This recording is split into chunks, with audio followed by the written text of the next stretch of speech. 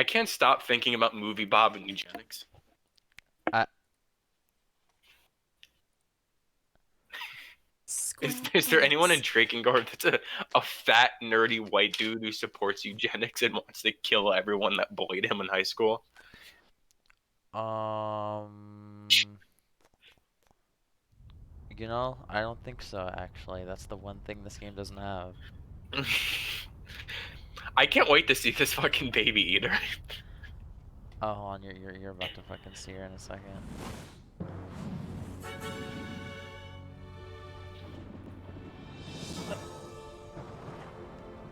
God, this already looks like a year 2000 PlayStation game. Yeah! When did it come out? DRAKENGARD.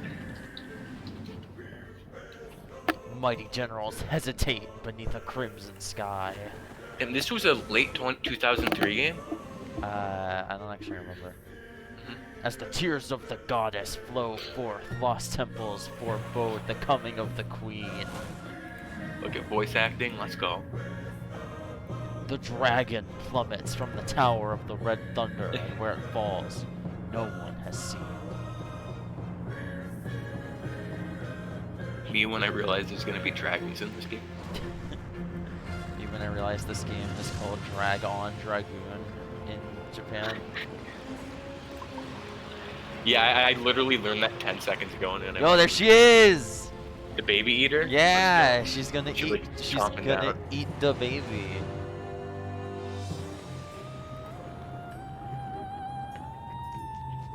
There's the dragon. It's like Panzer Dragoon. Only, Only with pedophiles. There's the child. Do you think they were like, alright, you guys know Panzer Dragoon? You guys know pedophilia? Wait. Please get this child as far away from everybody else as possible. Is it as bad as like the fucking Danganronpa, like Ultra Despair Girls? I haven't played that game, but from what I've heard, no, it's not quite as explicit in this game. Okay.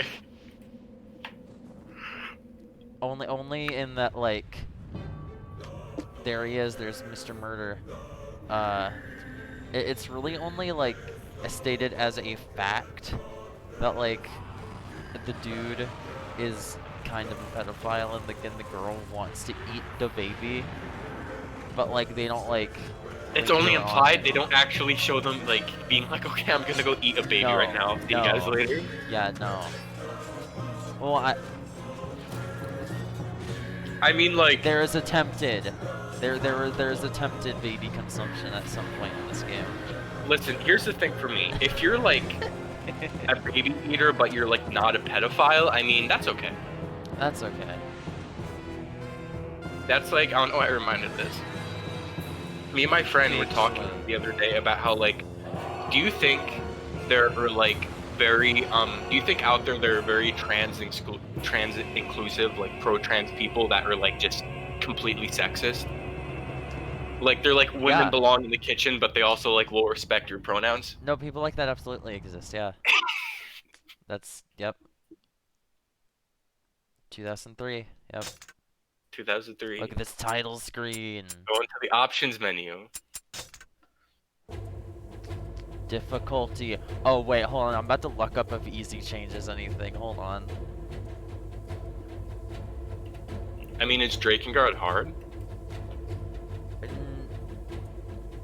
Not particularly, I think, but I'm sure things will just go more smoothly if we can play on easy. Yeah, I mean, I don't blame you. Every time I go, like, blindly into a game that I want to play, but it's on, like, older hardware, like PS1, PS2, if there's an easy mode, I'll look up in advance, like, hey, should I, like, play this on easy mode? Yeah.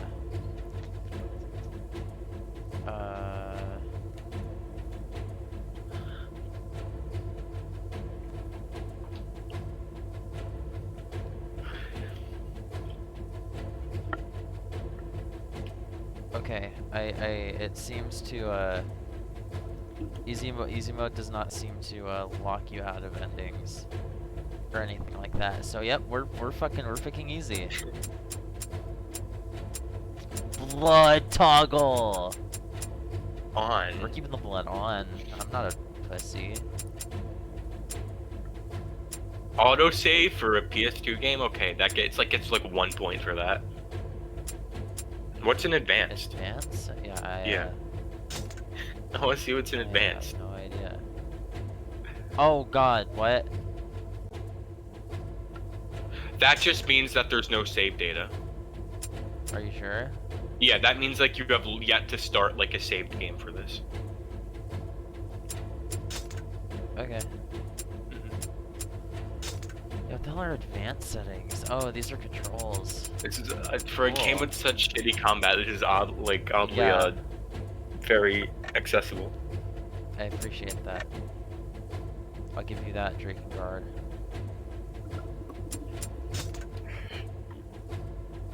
Mr. Yoko Taro. Yep, this was his first game. I was watching an interview with him the other day, and he was like, "Oh, it is an ancient time." Still roam upon the We gotta pay earth. attention. This is important. Two great powers, the Union and the Empire, wage fierce war for the control of a goddess who protects the harmony of the world. In only a short time, the Empire has become powerful beyond reckoning, and now it turns to attack the castle where the Union safeguards the goddess. The world teeters on the brink of chaos. Its fate This feels like an now old lies PC in the game. hands of one man. Feels like I'm playing like Ultima or some shit. Don't talk to me about Ultima. I've never seen. I don't know anything about Ultima other than Spoonie. I have never played an Ultima game, but I've seen all 10 of his Ultima reviews at least twice, unfortunately. That's insane. Yeah.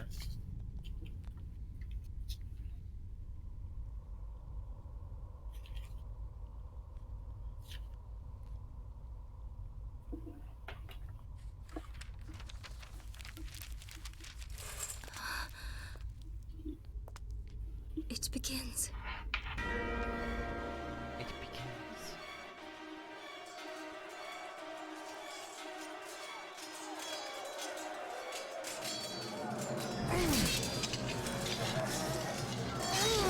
Oh yeah, I was listening to a Yoko Taro interview the other day, and apparently he makes it a point to try and make as many aspects of his games different from the like norm as possible. Like he thinks it's a personal failure if like anything like in his game feels like similar to a bunch of other games. Yeah, I mean, I like that design philosophy. Hey, I mean, do you know anyone else that's ever made the final boss of your game the end credits? True. I thought you were gonna say, do you know anybody else who's made the final boss of their game a rhythm game? Pretty eye.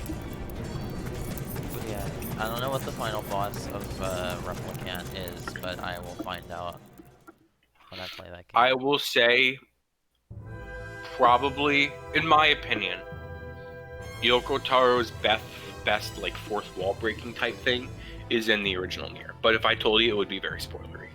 Yeah. I mean, the most I know is that it's kind of in the same like ballpark as the end of Automata. I mean, yeah, look at this combo. It doesn't have a credits for a final boss. That's all it was. Oh shit. Alright, cool.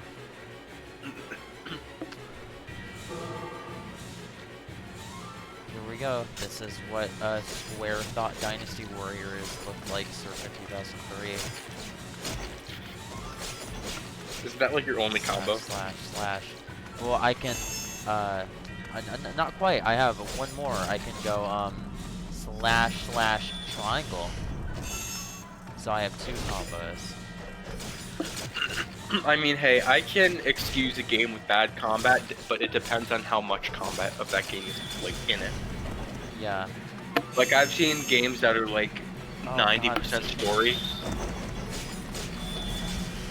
This camera is like, it does that thing where like moving it with the stick, it's not like free roam, like it's always locked in front of you, so like moving the stick just moves it that way Jerk for it as back. long as you're holding it. That fucking sucks. I hate that.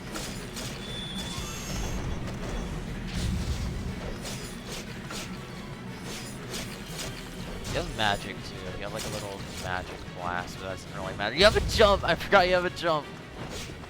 I can't even like... Actually, no, I could praise this game maybe a little bit for like how much enemies like are on screen.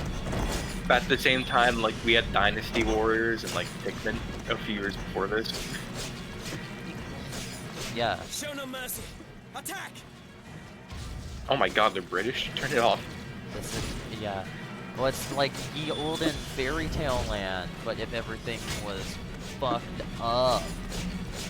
Okay, my favorite thing about Final Fantasy XII was how every single character spoke in a British accent except guess who?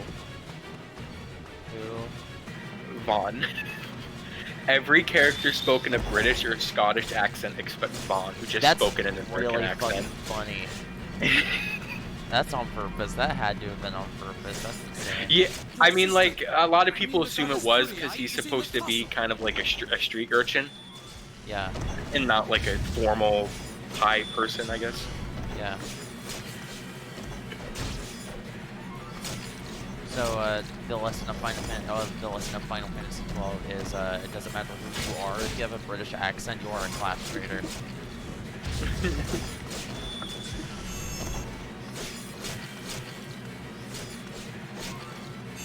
There's not even a lock-on in this game. Wait, really? Yeah. Yeah, okay, this is... I remember a few years ago when I was on campus and I watched my friend play DRAKENGARD, it was specifically this, like, beginning part. Yeah, I mean, this is the But first level. Yeah, it was only for, like, 5 minutes, and I was just thinking, like, nothing has changed. Nope. Yeah, you know, see, I'm gonna walk into that other area in front, and I'm gonna fight with the same enemies again.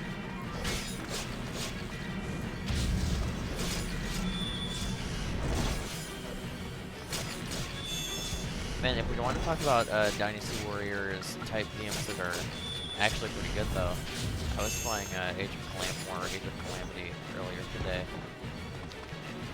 The only Dynasty Warriors related game I've ever played is Hyrule Warriors. That's a good one. Mm-hmm. Whoever decided, I complained about it on Twitter earlier today, but whoever decided to put the lock on click of the right stick in Age of Calamity deserves to be in prison. I saw that. I've seen a few games do like click for lock on. I don't play it. I feel like there's a game I played recently that did that. Let me see. It really doesn't help that in like Hyrule Warrior or in Age of Calamity, the lock on is the lock on is like R3, right? But like switching between targets is moving the right analog stick. So sometimes you'll like try and move the camera to like aim an attack and you'll just completely switch lock on targets. Also, I just looked at, okay, like, I think the game I played recently, and I could be wrong, I think East 9 has click for lock on. However, that game is really accessible and will pretty much let you change any button, so. I always appreciate it when games let you do shit like that.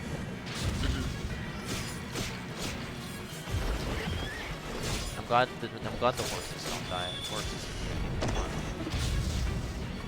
So it's like, I can't wait. I only want to play Final Fantasy Type 0 to see the Chocobo Massacre that everyone Oh no, the talks horses do die! about. Oh shit. Well, can you like jump and slash? Yeah.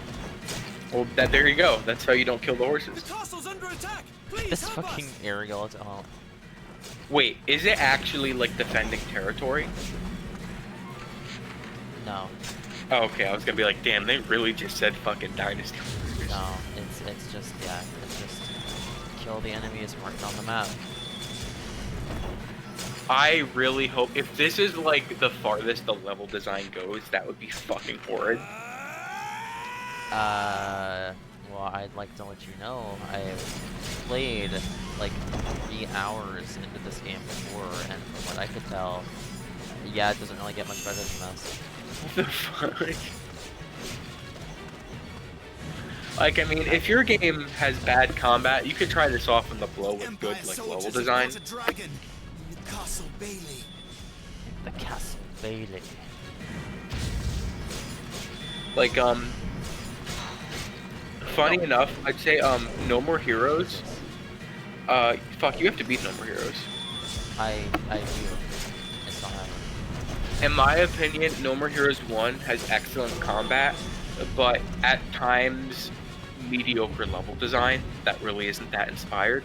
But Yeah. then No More Heroes 2 is the opposite. It has okay combat, but then much better level design. I mean, I feel like any problems No More Heroes has in like its gameplay or level design and more Protect than her. makes up for in its style. Protect Footy Eye. Yeah, No More Heroes is a lot like Final Fantasy VIII, where I think they both have very obvious flaws, except there's so much good things about the game that I can excuse them and still give it like a good rating. Yeah. I got level. What's his name? Kame? I hate that. Kime. Kime. That makes it a little bit better. But I don't like it ending with an M. Oh, I got a shitty axe. Is that supposed to be Ymir? What? What it's called? Oh, Ymir. Is that supposed to be a mistranslation of Ymir? I don't know.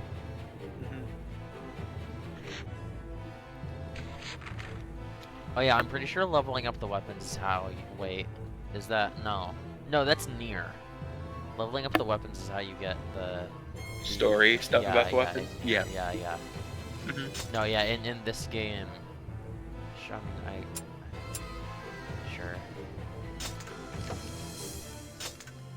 Oh wait, yeah, I forgot. That's actually kind of a cool thing about this game. You can just switch weapons in the middle of a mission whenever you want to. So that's kind of cool, I guess. Wow. Too bad the combat is fucking stupid. Every weapon feels the same. I mean, probably. I never tried that. Dragon.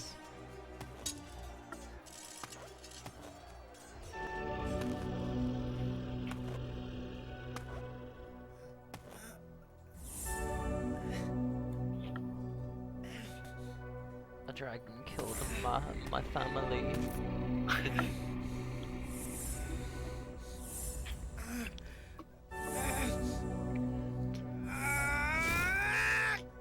Kill me if you desire, but you can never dirty my soul, wretched human. Tell me, do you still want to live, dragon? What? A pact! There's no other way! What makes you worthy of a pact with me? Worthy or not, I wish to live. Despise me if you will, but I shall not die. Your answer, a pact or death?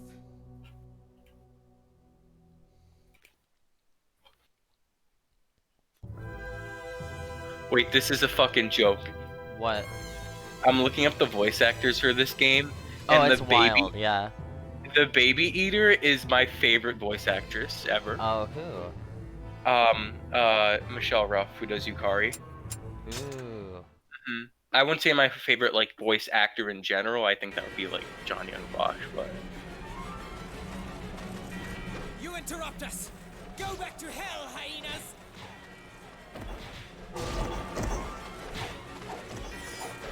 Wow, this. Now I remember why I never used the axe.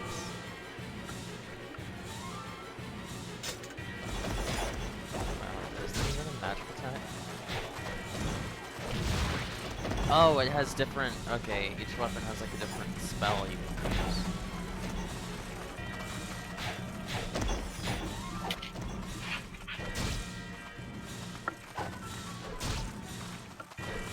the whole meter to do this one? Oh yeah, no, that kinda sucks. But I'm not used to that.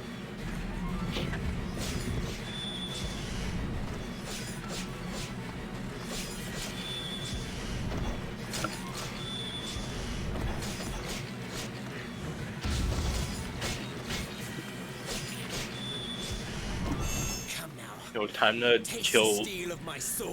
Time to fucking repetitively kill 50 enemies again in an empty field. Yeah, I have to protect my dragon. Yeah. Yo, they can't even put like a hill, some hills. No, we got squares on the ground. Also, do you call that a dragon GF? She sounds like she's like 90. Doesn't do the old not deserve love, Charles?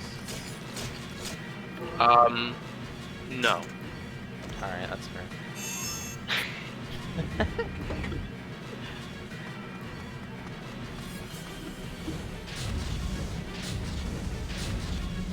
Fuck you.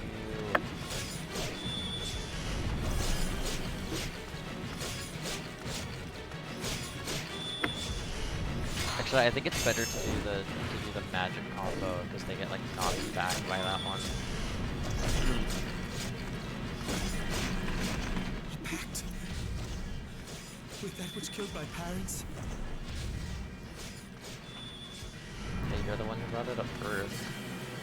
Yeah. Kinda cringe that you're bringing it up and then like getting all Should I? divisive. This guy's cringe. This guy is pretty cringe.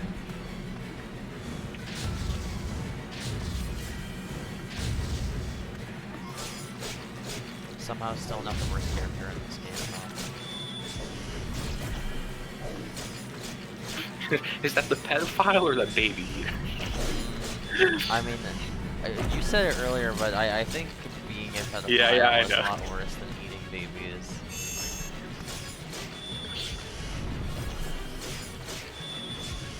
They're both fucking awful, obviously. Listen. If you ain't a pedophile, but you're a baby eater, listen. We could talk it out. That was a good mission. Really enjoyed that mission.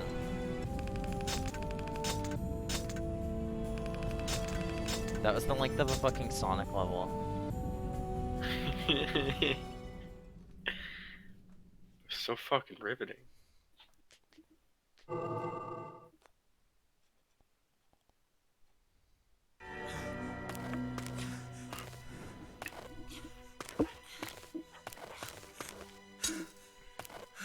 Are all these cutscenes like FMV so far? Yeah. Don't expect that to last very long. Your answer. Oh, okay. A pact or death.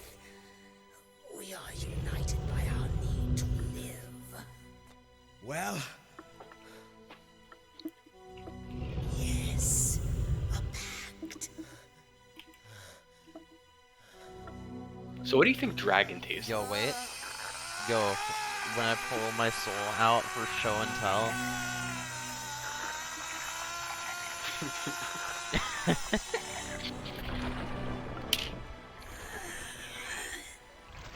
Dragon probably tastes like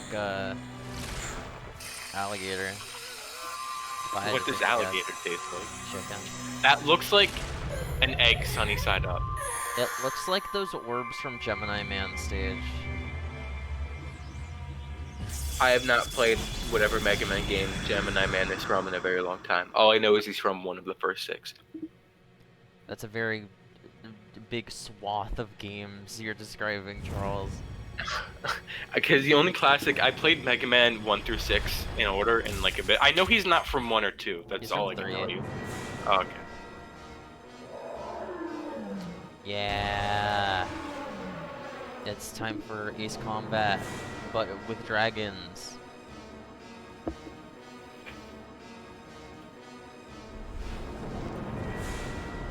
From what I can understand, there are like a shit zillion missions in this game, and only like 5 of them are like dragon missions.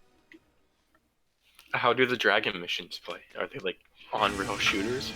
No, they're like open, full control, like They attack from the sky! Lord Kyne, we shall they're fight like, on the oh ground. fuck, what's You that take to the fucking sky. R-wing all range mode? It's like those all range mode missions in Star Fox. Mm-hmm.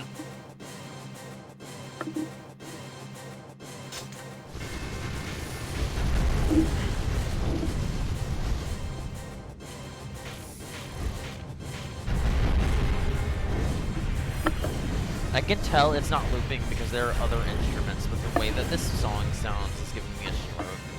It does sound like It it's just looping. sounds like it's looping.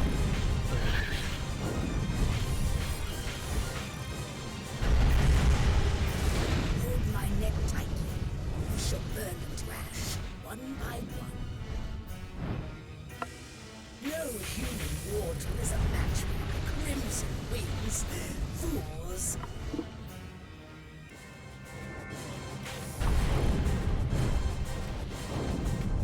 This is the game that Yoko Taro actually wanted to make. Like, he just wanted to make the whole game this, but then Square was like, hey, go Dynasty Warriors, though. And then most of the game was Dynasty Warriors. Oh, really? That's why it's like that? Yeah.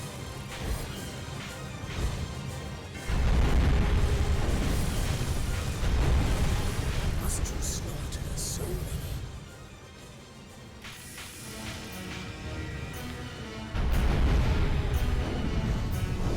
You just made friends with this fucking dragon, and she's already like, damn, bitch, why you killing so much? Still they call.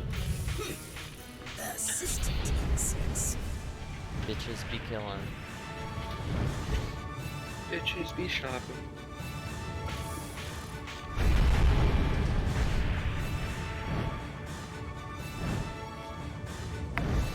I do think these levels are actually like pretty fun for the time. Oh, yeah. I mean, it looks good for its time.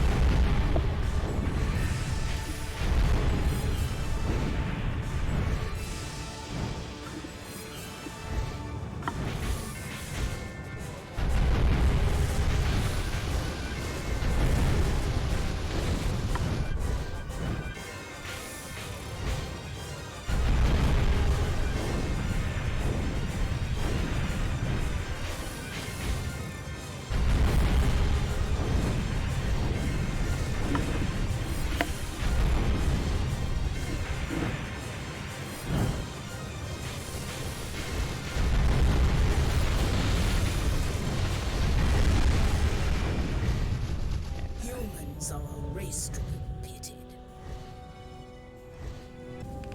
That's fair.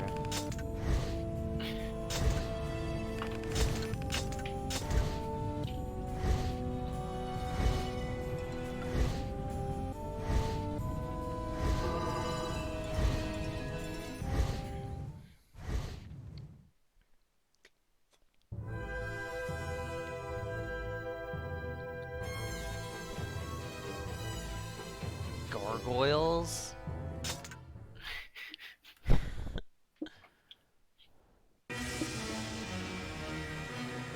Yo, I met the creator of Disney's Gargoyles at a con one time. Smell them.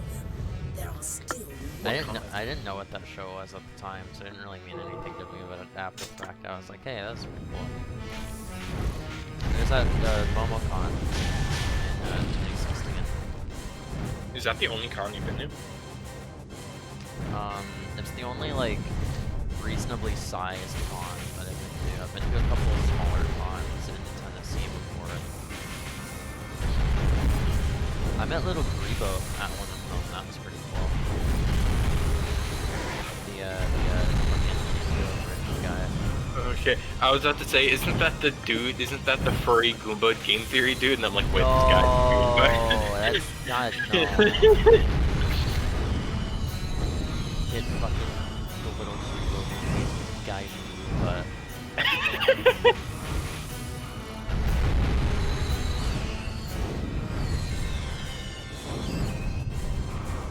Gaijin Goomba is definitely the type of person who sees a Japanese person in real life and he goes,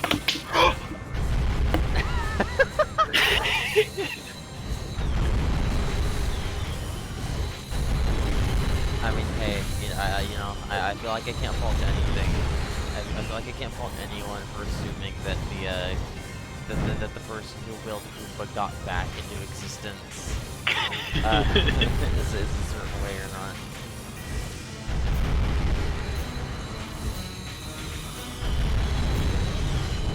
That shit is so cursed that like imagine making a piece of content so cursed that you just can't even find it on YouTube anymore. Imagine that Like, being it's what you're gone. fucking known for. It's gone. I'd end my life if that's what I was known for.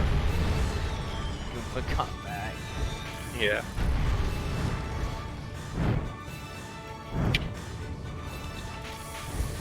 I hope like that dude never has kids. It's kind of fucked up.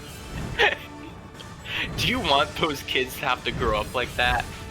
Be like, haha, your dad is the furry Goomba dude. I mean, alright, yeah, that's fair.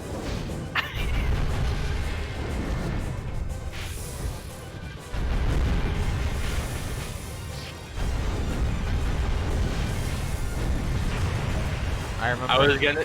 No, I remember another classic guy moment was that video that he made where in the thumbnail it was like how to get the perfect, how to get the dream a gamer girlfriend, and like the entire video is just a step-by-step process, and it was like be nice and epic in the game. Be nice and epic. Step into real life, and it was fucking insane. It was insane.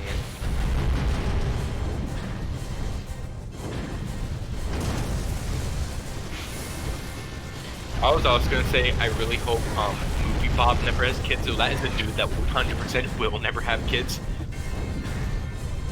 Oh no, yeah, absolutely. Because he can't. You know, nobody nobody is good enough to have his children. It's ironic because he believes in eugenics, yet there's no way that man will ever have sex in his life. Jesus Christ, I forgot that sounded like a fucking bass boost.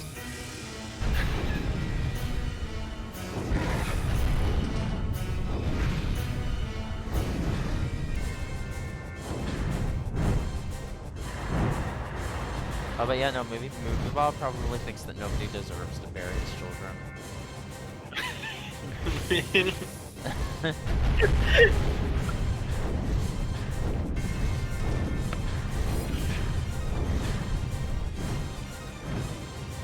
Movie Bob is like the biggest fucking insult ever, and it'll be like, you don't deserve to have sex with me.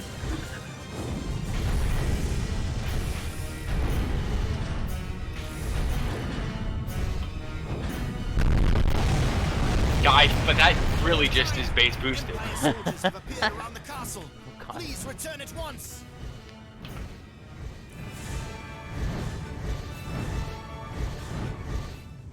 Good. Now you can dismount. Go. Yeah? I love the voice acting in this game.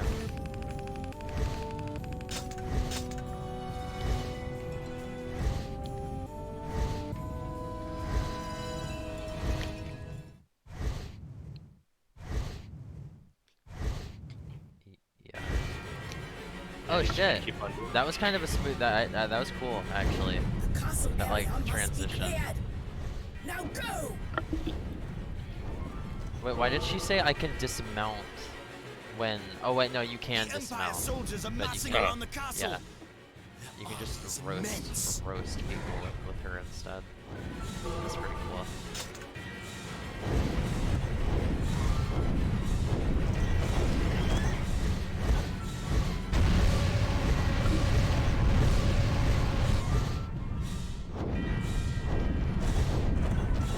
What do they want? The goddess? You know, this game does kind of have shit going on sometimes. I'm not gonna lie. What do you mean? I mean, like, I think this is cool. Oh yeah, no, Yeah, that like you can do this, or you can just dismount and you know, fight play them on the foot. worst video Yeah. game. that experience, you know, you're in for the long game. I want to 100% my DRAKENGARD file. Max out all my weapons. That sounds like fucking horrifying. I can't lie, I'd probably like respect someone that 100% in a game like this. Yeah, no, absolutely. I'm really glad you don't have to grind the weapons in this game like I thought you did for the fucking gear ending. You just have to play through like after you get new characters, you can play through missions you've done already, and it'll like create an alternate scenario where they were there. Oh, that's actually And pretty cool. that's how you like get the other endings and shit. Damn them! We cut them down, yet still they come! Oh yeah, it's just that one.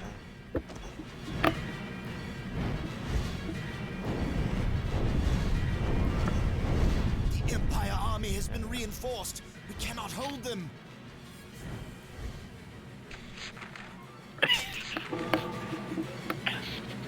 You know that site Backlogged? I think I mentioned it before.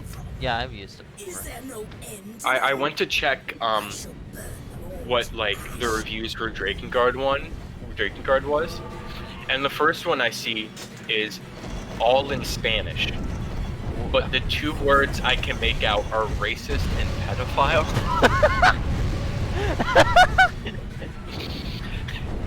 And then the second one I see is everything about this is a 5 out of 5, but the gameplay is literally so beyond awful I can't give it above a 3. That's pretty fucking funny. I don't even remember who like the racist one is in this game. I mean, I don't doubt that they're there.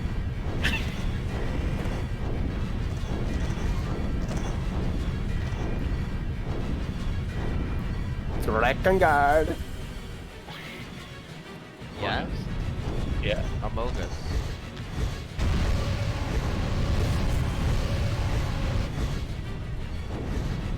My favorite thing is where in Tales of Symphonia, if you ever play that game, literally half of the NPCs are just blatantly racist. Why? It's one of those games where they have kind of like, Do they have like an animal race? no, it's like, there's like a human-ish race and then an elf race, but the elves look exactly the same as humans, like there's fucking no difference.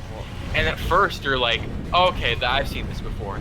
And then Lloyd and his friend, Genus, go to a literal concentration camp where they're keeping these people. And I'm like, whoa, what the fuck? Wait, what'd you say? There are concentration camps. Whoa. Yeah. Alright. I was like, whoa, okay.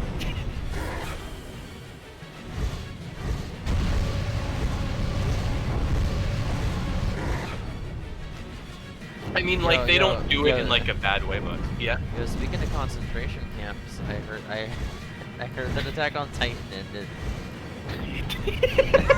It did. It did.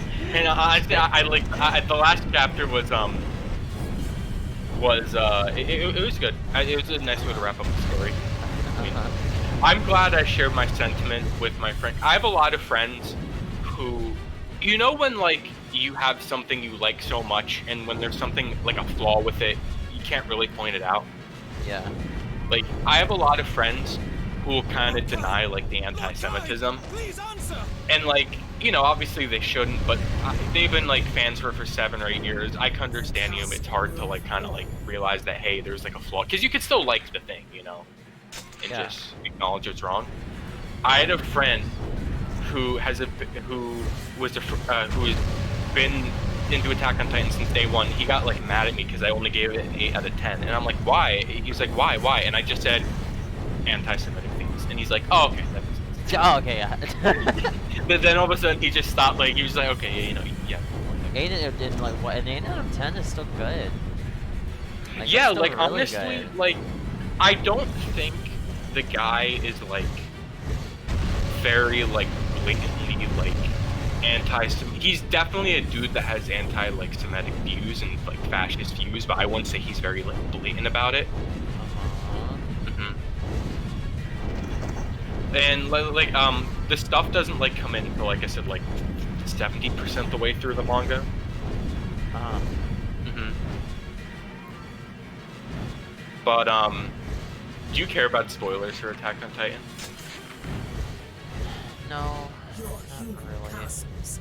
Okay, so because I'm gonna go into major spoilers. Okay. So the big thing that happens around the 80% mark is there's a time skip, and Eren, like the main character, he becomes the main villain Uh-huh. and basically decides to commit a genocide on every race in the planet except for his own. Uh-huh.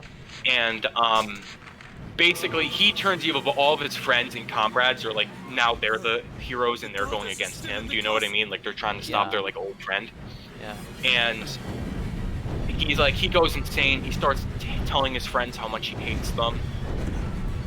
And then in the second to last chapter, they finally kill Eren after he has, and they actually state this, killed 80% of the human population. That's insane.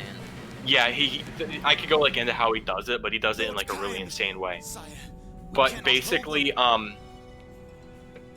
right before Eren dies, in like a dream-like sequence, all of his friends are able to have one last kind of normal conversation with him. You know. Yeah. And it's one of those things where it's like all of his friends can't bring themselves to like 100% hate him because, you know, they were best friends for life and stuff like that, you know? Mm-hmm. And in it, you know, like Eren kind of like admits, like, he just admits like a few like things about how like he never really hated his friends. He just like couldn't agree with them. It was some complicated stuff. But basically, everyone on Twitter was being like, oh my god, my baby boy Eren, he didn't mean that he was so innocent. I'm so sorry for him. And I'm like, what? What the fuck? It was so funny. My little uwu. Because the main thing was, do you remember Mikasa? Because I know you said you watched some of it. No, I don't really like her or anything, I'm gonna be honest. She was like she was the girl. She was like his stepsister. Oh, is she Potato Girl?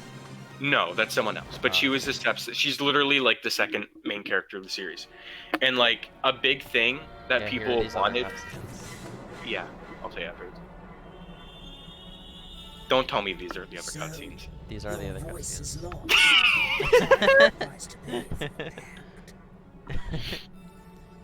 Yeah, he gave up his voice, so now he can't talk anymore. Shit, that's right. I shall speak for the both of us. I like how they still bother to show his face. Into the castle alone?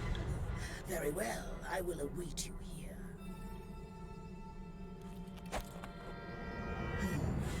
I will know soon enough when you die. My life is now your life. You cannot live on hatred alone. Are they? It's like just giving his whole time just constantly showing his. Yeah, they put ellipses like he decided to say nothing and like he can't just not say nothing. Kaim is now mute. The one character that isn't a massive piece of shit can't speak. Lady Furry Eye is on the top floor of the keep.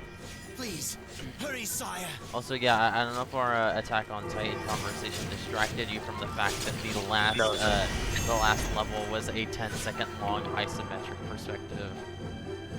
But no, I was just saying, ever since very early on in Attack on Titan, people have always like shipped Eren with his like stepsister. That's weird. I mean, like that aside, I mean, like it's basically been like the biggest shit, you know, and. Basically, in the final chapter, in the last conversation everyone kind of gets with Eren before he, like, passes on, in a very, like, spoiled brat type of way, he admits that even though he hated her, he also, like, loved her, and hates the fact that, like, he's gonna die and she's gonna find someone else. And that made everyone go, oh my god! Oh, that's so sad! Oh my god! I'm like, damn. What? Is that sad? I don't think it's sad, but they handle it in a really good way, because this is a character that for like the entire while never broken down, and then in his last moments he kind of just breaks down like a 5-year-old spoiled brat. So when he does, it's kind of very like shocking and well done, if that makes sense.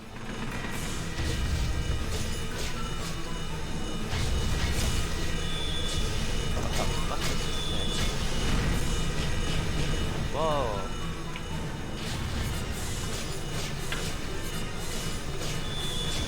This reminds me of like that fucking that like fucking frog nightmare instance that you would just like fight in like different worlds sometimes. Like you just show up and be like, go fight me. I feel like I vaguely remember that dude.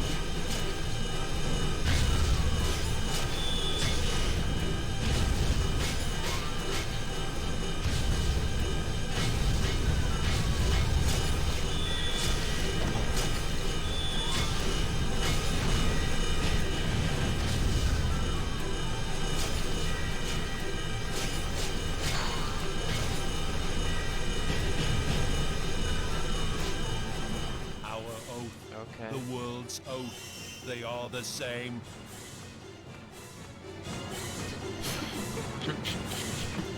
Sure, bro, whatever.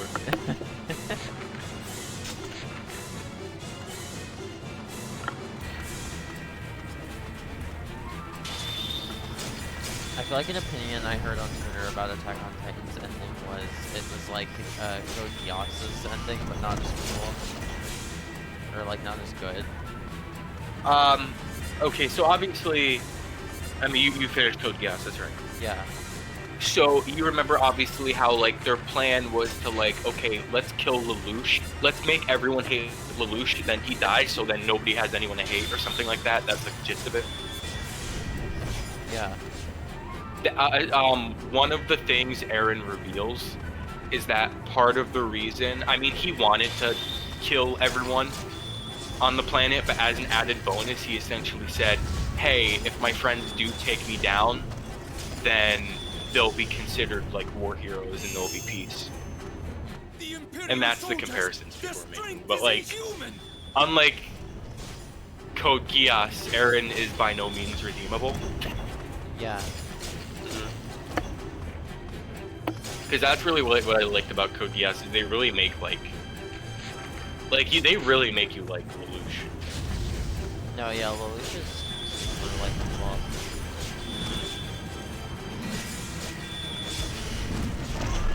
But Violet was watching that show and she dropped it at the exact point you would assume anyone would drop that show. On Which would be whenever Lelouch accidentally makes her do the thing. Is that the fucking pink hair? Yeah. Yeah, okay. No, I thought that was the point where I was just like, this show is fucking good. I was gonna say the closest I would ever see anyone dropping out, but even then, I don't get why you would, because it still stays good. Is how like, I don't remember much, but they don't they essentially like defeat the main villain, but with like 6 or 7 episodes left to go. Yeah, basically. I need to rewatch Code Geass. I remember so little, and it's been like 8 years. I watched it like a year ago, and I really enjoyed it. The openings are like so fucking iconic. Yeah, that last OP is fucking godlike. It is. Above. The goddess seal is there. I'm really digging these guys in the way that they talk. It's really funny. Wait, can you not? Can you hurt multiple at once? I can't tell. Yeah, you can. Okay, good. I was gonna say that would have been fucking. That would have been fucking deranged.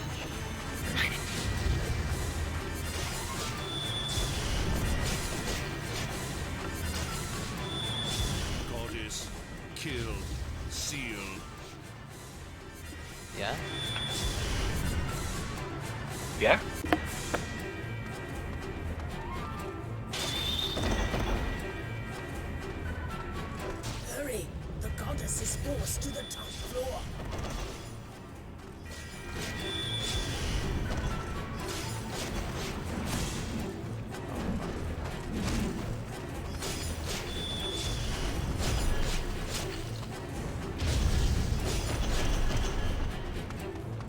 feel like if it was up to Yoko Taro, this game would not have an easy mode. But yeah, he seems like one of those insane dudes that will purposely make something hard to shit and say it's artistic. There was an interview where Yoshi P was talking about like Yoko Taro's involvement with and like the development of the like Automata raid in 14, right? And he was like, yeah, at one point Yoko Taro suggested that if anybody in the party get hit by any of the bullets in the bullet hell section, everybody dies. Why? and we were like, no, we cannot do that. That would be insane.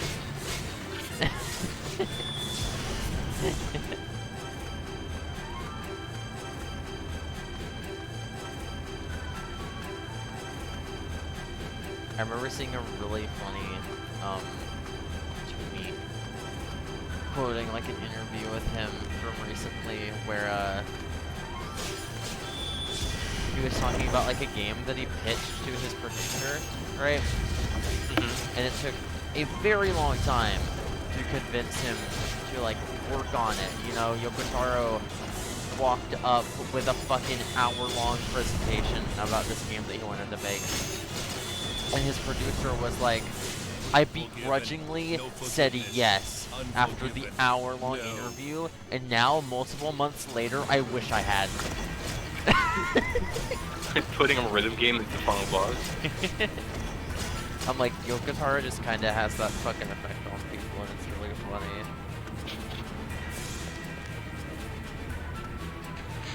Where the fuck? Where am I fucking going? So I'll be right back and get a drink. Alright.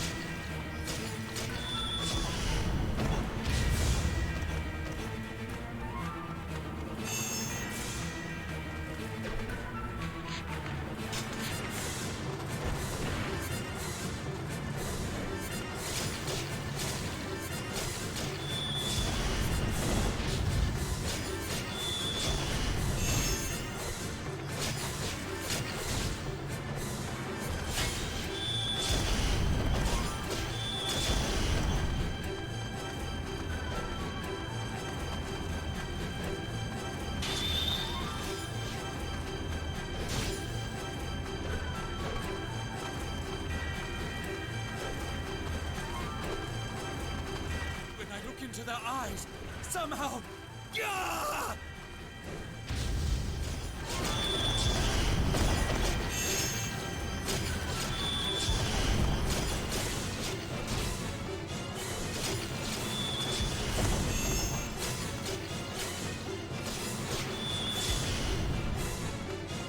Alright, I'm back.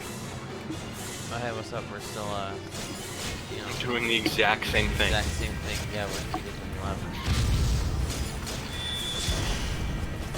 That's okay, I think I'm on there.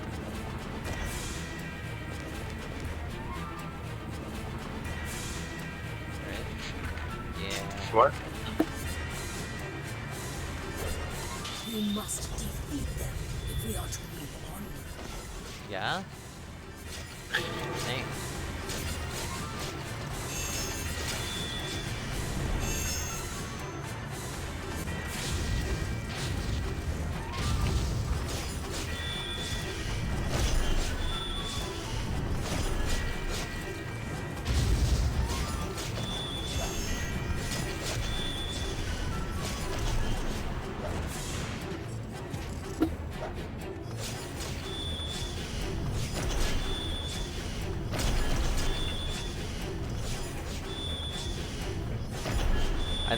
funny that Yoko Taro has gone on record saying that he thinks of himself as the final boss of a JRPG, and that someday I don't know how to feel about that. and that someday a younger developer will defeat him and make games better than him. He thinks he's like the best game developer. I don't know if he thinks of that, but I know he feels like he uses younger developers as like a springboard to like make his own ideas happen. So he's like, yeah, I'm like a final boss. You know, someday one of those developers will surpass me and make a game, you know, like as good as my own, or something like that. I don't know. He definitely wasn't like head ass about it, you know. I don't know who I would call like the best game director or anything like that. Oh shit! Sorry, my headset's off. Yeah. I mean, I can definitely think of the game director that has made the most games that I have enjoyed and hold close to my heart. Mora. Yeah, Mora.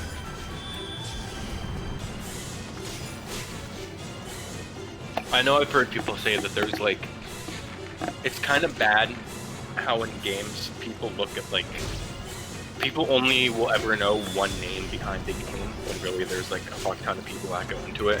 Yeah. Like people say they do that with like Sakurai and Smash Brothers a lot, where it's like, let's not forget that Sakurai is a tiny part of a very large team. Yeah. Even if he is the director. Chamber lies ahead. I mean, yeah, I definitely don't think one person is like, worthy of, like one person definitely isn't responsible for like making the entire like thing come out the way that it did, you know. But like that person is responsible for like a lot of for why a lot of aspects of the game are the way that they are, you know. So I mean, like, I feel like that's fair. I know I remember like hearing in like in one of my game development classes that like they brought up Undertale and Toby Fox because you know 95% of that game was like him. And my professor was saying like don't get me wrong, like everyone, you know, has like a future, but that guy is like one in a fucking million. Like for one person to do so much, make the music, so much of the art in the entire game, that is like insane. That's like he was like, definitely don't try and do this. Yeah.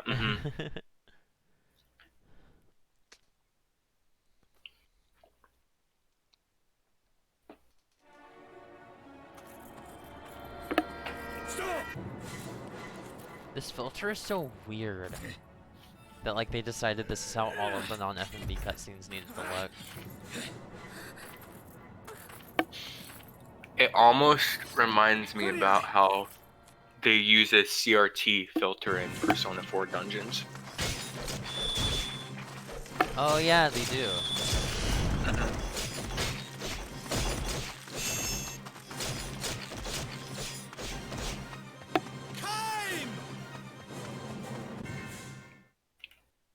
Wow, that was a good level. This game really does not feel like it had much of a budget. I probably didn't. Full of bloodlust as always. I don't know. It's definitely not an artistic decision to make every level a bland fucking arena. Ooh, he's trying. He's like, I can't say anything. My vocal cords got fucked up. Write that shit down. Carry a piece of paper around you. Kyle, you cannot speak. Yeah, I had to roll up.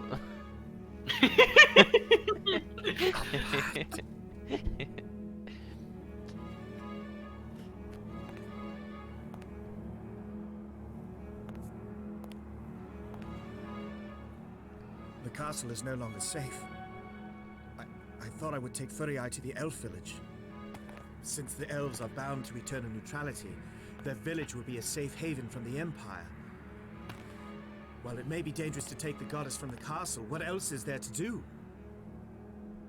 Furiai is the goddess that protects the sacred seal. But before that, she was my betrothed. I will protect her. And what about you, Kayam? You once called Furiai your sister.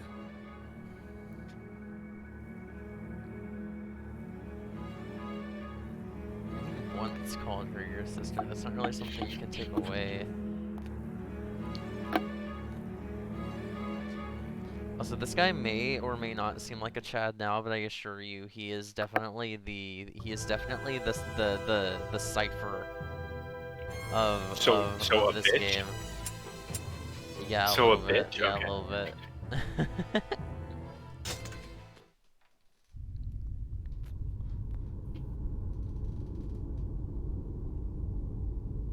Perhaps we should celebrate.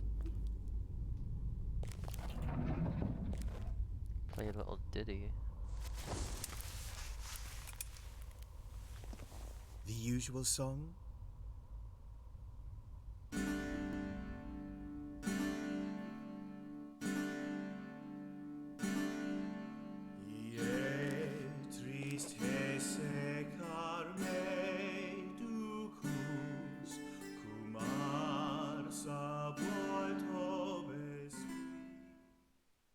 That was a good song, thank you.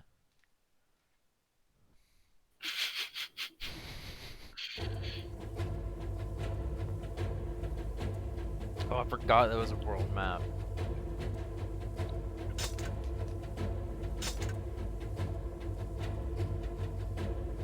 Oh my god, where am I? Wait, okay, no, this is the, yeah, this is the next story mission.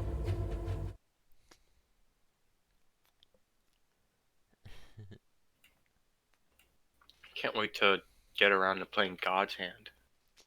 You've been talking about the game, about that game a lot recently. I figured you'd played it already. I have to be in the right mood, just because it's a really, really hard game. And this game reminds me. This game, God's Hand, it feels like this game, but like really, really good. Mm-hmm. They're aesthetically really different, but like, I don't Yeah. know.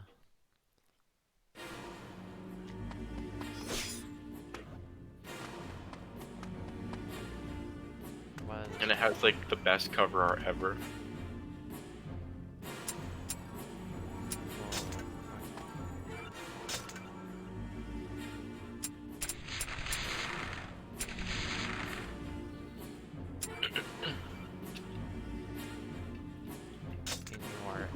Oh, I think Inuart is the. I think Inuart is the. Oh wait, no. Wait, no. This is Inuart, right?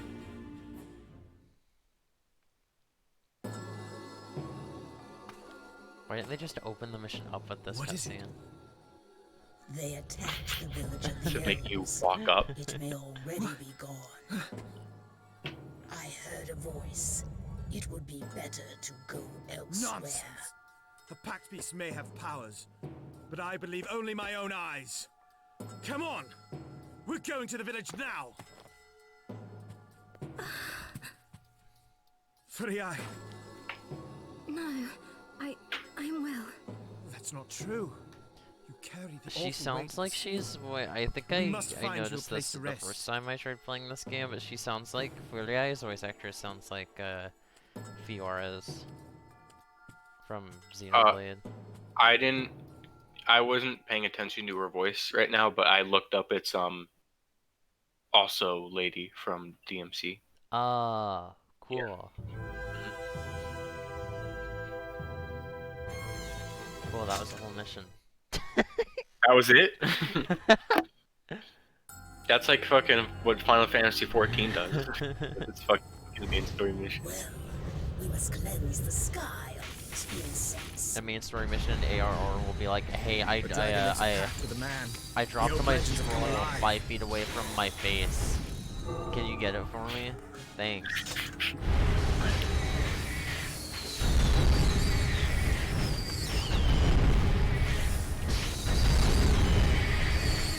And then the next story mission will be be like, hey, I dropped 5 scrolls a million feet away from my face. Can you go find them all for me?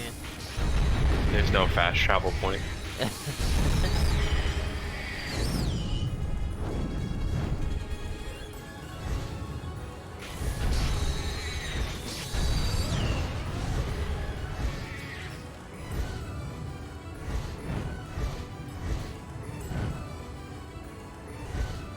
ARR is kind of rough, but honestly, I think it's really impressive, like what they were able to slap together after the fucking disaster that was 1.0.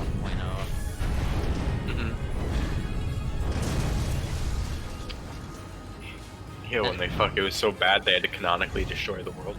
Yeah, that's still sick as fuck. I still think that's like the coolest shit ever.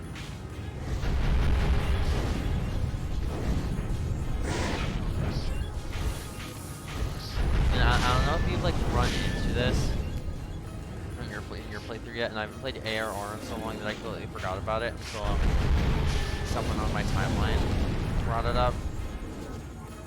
But a lot of like characters in the universe call the warriors that fell during the calamity and attempted to hold it back, and they call them the warriors of light.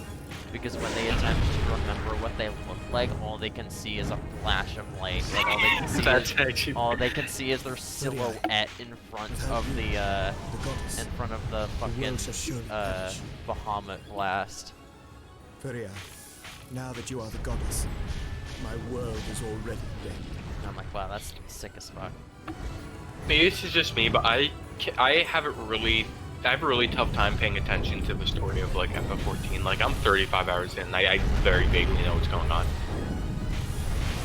I mean, the Empire is being naughty, fights some primals. Yeah, I think it's like, it's a generic story mixed with so much text. Like, they fit so much text in the one bubble, and I'm really hard at like focusing. So like, yeah. For me, it kind of just comes out as a blur.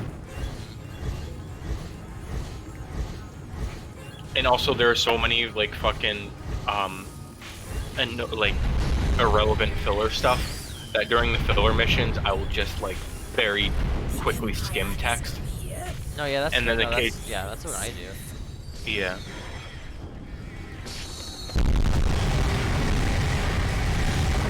Jesus Christ. No, yeah, whenever I'm doing quests that I know aren't like that important to the story, I just kind of mash through shit. I mean, yeah, I won't it's like a mash lot, with it. you know? Yeah, it's like I'm at a point where like obviously it's felt very long because I just took a several month break, but like it feels like forever that they've been trying to get to this fucking like airship that's like stuck in like something, I don't remember, like ice or something. What is it? Do you remember? Vaguely. Very vaguely. I'm gonna be honest, I don't remember like a ton of the plot shit in ARR. That's fair. Like I said, it's basically just the Empire is being naughty, fights some primals. Naughty.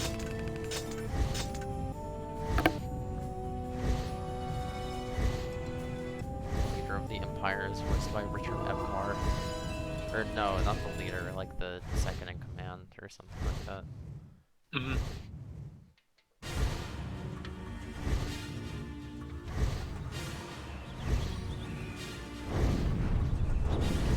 The elf village lies in the woods across the bridge. It must be there.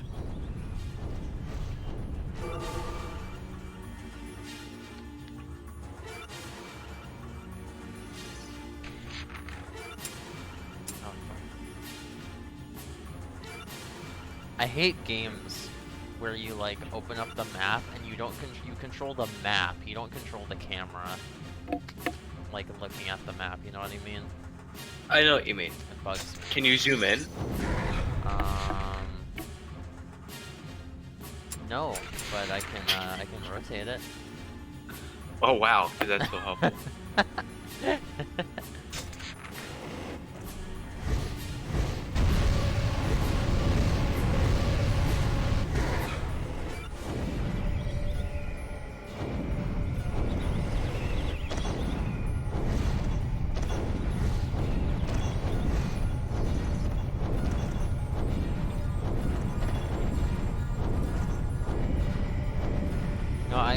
so many of the like Dynasty Warriors games that like use properties that I like as like a foundation, you know. That I feel like I should try and give like proper Dynasty Warriors a shot at some point. Because I fucking love Fire Warriors and Pirate Warriors. I've heard it's just one of those series where like every game is the same. I mean, yeah, if I wanted to get into the main series, I would obviously just like try out the best one. Where is she? I don't know. Like, I always see Dynasty Warriors games for PS2 and old game stores, but I'm like, I have no idea what's the best one, so I just avoid buying them. They're always cheap too. I mean, how cheap are we talking? Like $10 or less. I would have just fucking gotten them then at that point. Yeah, but like, I don't know. It's just something that like it's already like, I'm not sure if I'll ever play this, you know? I at least, want like the best one. Yeah. Oh my god, I forgot the first one was a fighting game. It was! That is weird. Forces have come even here. Is the village safe? Okay, according to this article, the best Dynasty Warriors is 8, followed by 4. I forgot Samurai Warriors was a thing too. Yeah, what's the like? I mean, I don't know if they're... I don't mean to sound ignorant, but aren't they like? Isn't that just kind of the same thing? Wouldn't that just be kind of the same thing? Yeah, I mean, like it's the same company. It's still Koei technically, yeah. Well, no, I just mean, I don't know. Yeah, I know, but like I don't know the difference between the two because they're both aesthetically pretty similar. I mean, my only very, very blind guess would, I always assumed Dynasty Warriors was more like Chinese mythology, while Samurai Warriors I assume is Japanese. That's the closest guess. Maybe.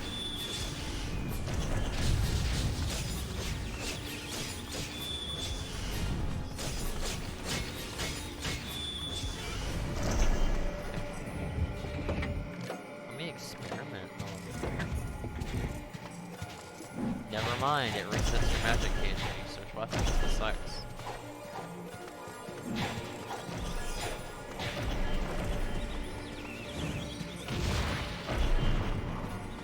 That's so weird. The first 2 Samurai Warriors games are only on PlayStation and Xbox, and then for the third game they're like, okay, Wii exclusive. What?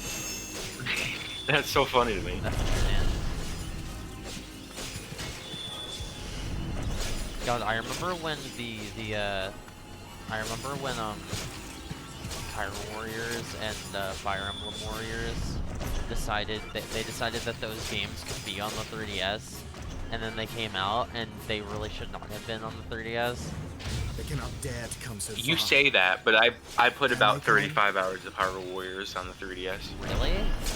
Yeah, You're that was like the only person I know that has played the 3DS version of that game. I originally bought it on the Wii U when it came out, but I only put like 3 or 4 hours into it. And then when it came out on the 3DS, I was like, you know what? Yeah, sure, let's try this again, especially because it has like new stuff. And I put like 30 hours into it. I mean, and then I've never Message. played the Switch The version. Elf village has been found to the east. Age of Calamity is pretty good. If you like Breath of, I mean, okay. I don't even feel like if you like Breath of the Wild is like, I don't feel like that even has to be like a like a thing that you have to say, because like I'm not even like super big on Breath of the Wild, and I fucking love Age of Calamity. I mean, I'll be honest, I mean, as of right now, I don't have any plans to play Age of Calamity or buy it. Yeah. You know? Now, maybe, because like, fuck, I hate that with Nintendo, because Nintendo has so many games and that like never go on sale. Yeah, like there's a lot every year. Nintendo always puts out like 2 or 3 games that I'm like, vaguely interested in, but I'm like, I don't know how crazy I'll be with it. $60. And for any PlayStation game, I don't have to worry if it's a game I'm vaguely interested in, because I know in like a year or two it'll be $20 and then I can take the risk. But Nintendo, fucking no. Like, A Nintendo game will never be less than $50, no matter how old it is. it's fucking bizarre. It's lame. The only fucking Origami King also came out last year, and that game's great. It's really hard for me to want to buy a $60 game unless it's a game I was like extremely excited for. Yeah. You know? And that's completely understandable. That's how most people are, I think.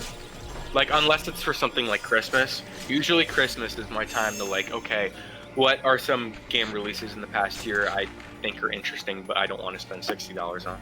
Yeah.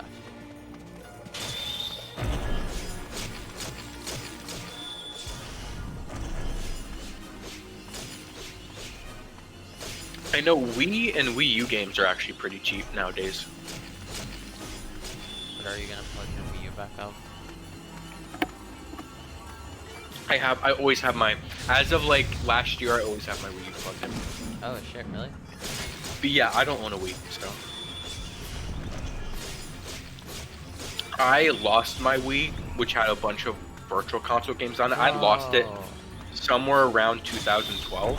I have no idea where it is. I've searched everywhere in my house. I have no clue what possibly could have happened to it. That's terrible. Yeah, and that was how I played and beat Super Mario RPG. Oh, I still need to play that game. I do own the cartridge for it. It'd be nice if that game was on the SNES Online service. Yeah, totally. Jesus Christ, that thing sucks. It'd be nice if anything good got like put on the SNES Online service now. Like, I'm sure it's partially Square, but like still, like at least Mario RPG. Yeah. I mean, they put it on the fucking I think it's insane that like all of the Nintendo games that were on the SNES Classic weren't on the SNES Online service yet. I think it could be partially because, like, I mean, I don't really know how a lot of this stuff works, but I imagine for the SNES Classic, they were like, okay, we're just gonna upfront give you all this money to let us put your game on this physical product. While with Switch Online, I'd imagine something more similar to like, well, no, yeah, like that's why comic like threats for like per month or something. that's why I like clarify Nintendo's shit, you know? Because like I wouldn't expect fucking Mega Man X and Final Fantasy VI to be on the SNES Online service because they have their. Man, you know, it'd be real fucking nice if you could play the original SNES version of 6. That'd be real nice. I wish. It cannot be. I just wish Nintendo would give us, like, just say why Virtual Console is not a thing on Switch. It just doesn't make any sort of sense. Well, like, not remotely. It's so they can, even if they don't, it's so they can hypothetically sell you lower-priced collections for the games that you can't. But do you think Nintendo's ever gonna actually do that, Lo, with enough titles to warrant it? No, absolutely not, because they don't care.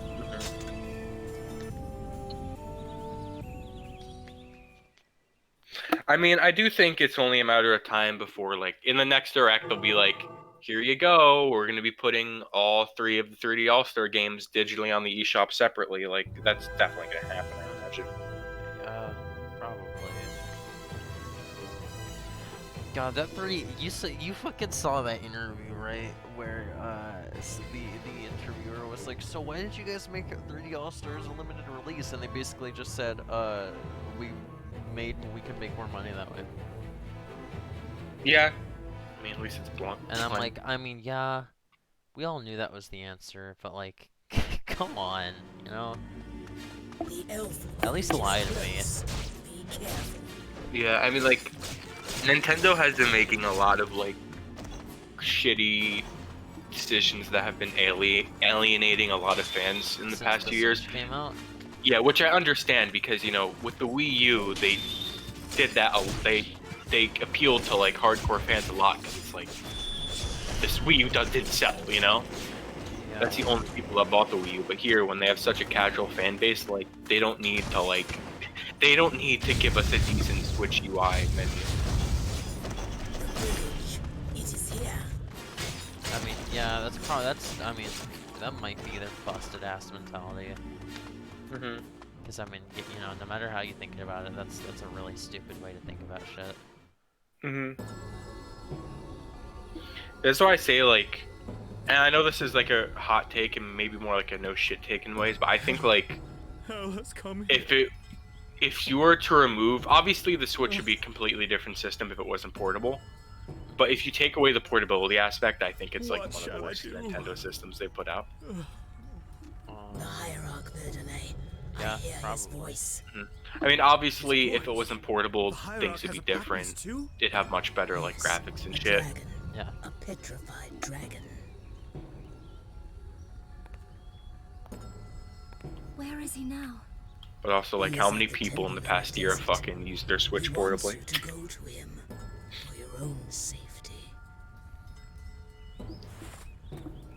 Oh, Furry Eye. You must forgive me. I'm not strong enough to protect you. But your songs, they calm me.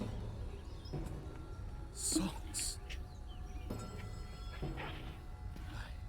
I pray for strength. Oh, bitch alert. I hate the generic British accents they use to sound formal. Like, something I'll give Final Fantasy We must investigate 12's further. credit to, Go with Furry Eye and protect even him. through... We shall follow. Okay, that's kind of like a half-lie when I say Vaughn is the only one that speaks in an American accent. A lot of characters speak in American accents, but they speak very, like, Shakespearean almost. Yeah. Mm-hmm. I really appreciate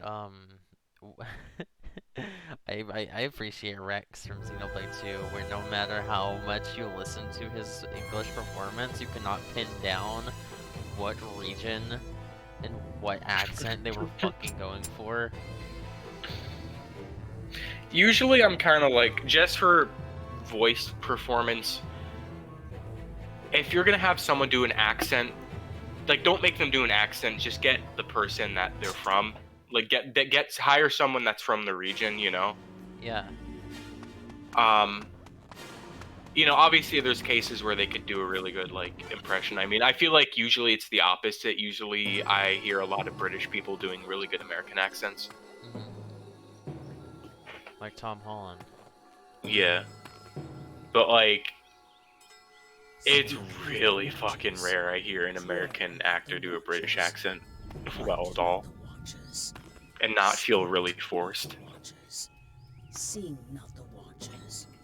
Call not the Watcher's name. What is this?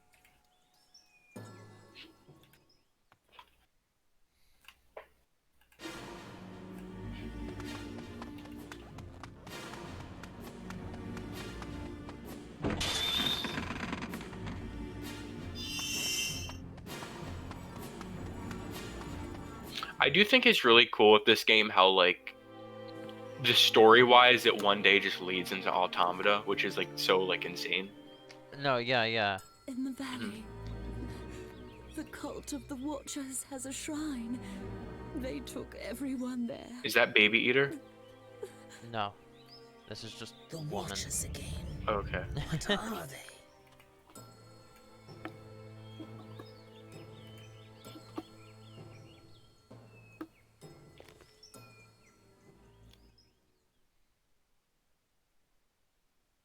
Kime says ellipses. Thank you, Kime.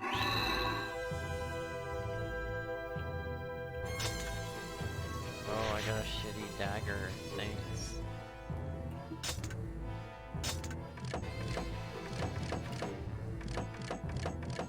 God damn, look how many weapons you can have equipped at once. That's cool, yeah. That's kind of cool.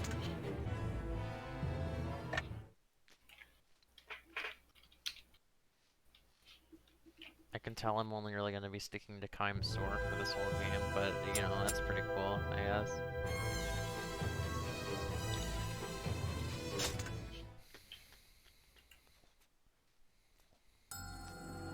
Oh, this is a little unrelated, but I did not realize so many big game releases are coming out in the next 2 months.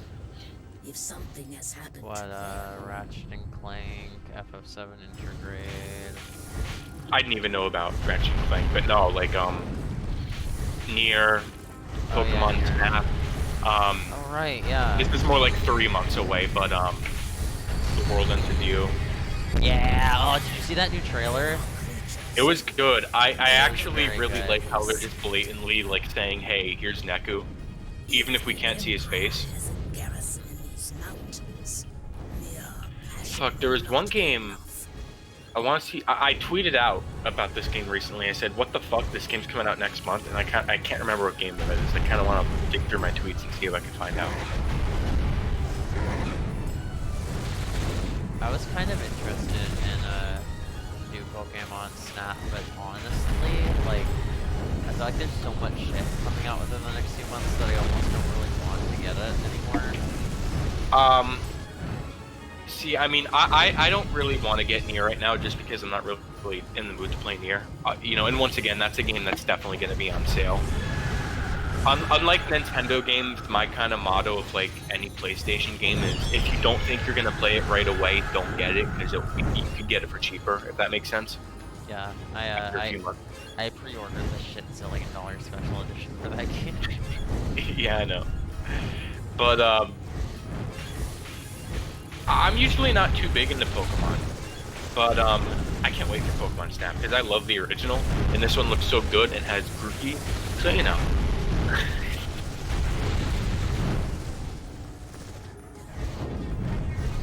Fuck, what game was it that's coming out next month that I was like, what the fuck, it's a month away?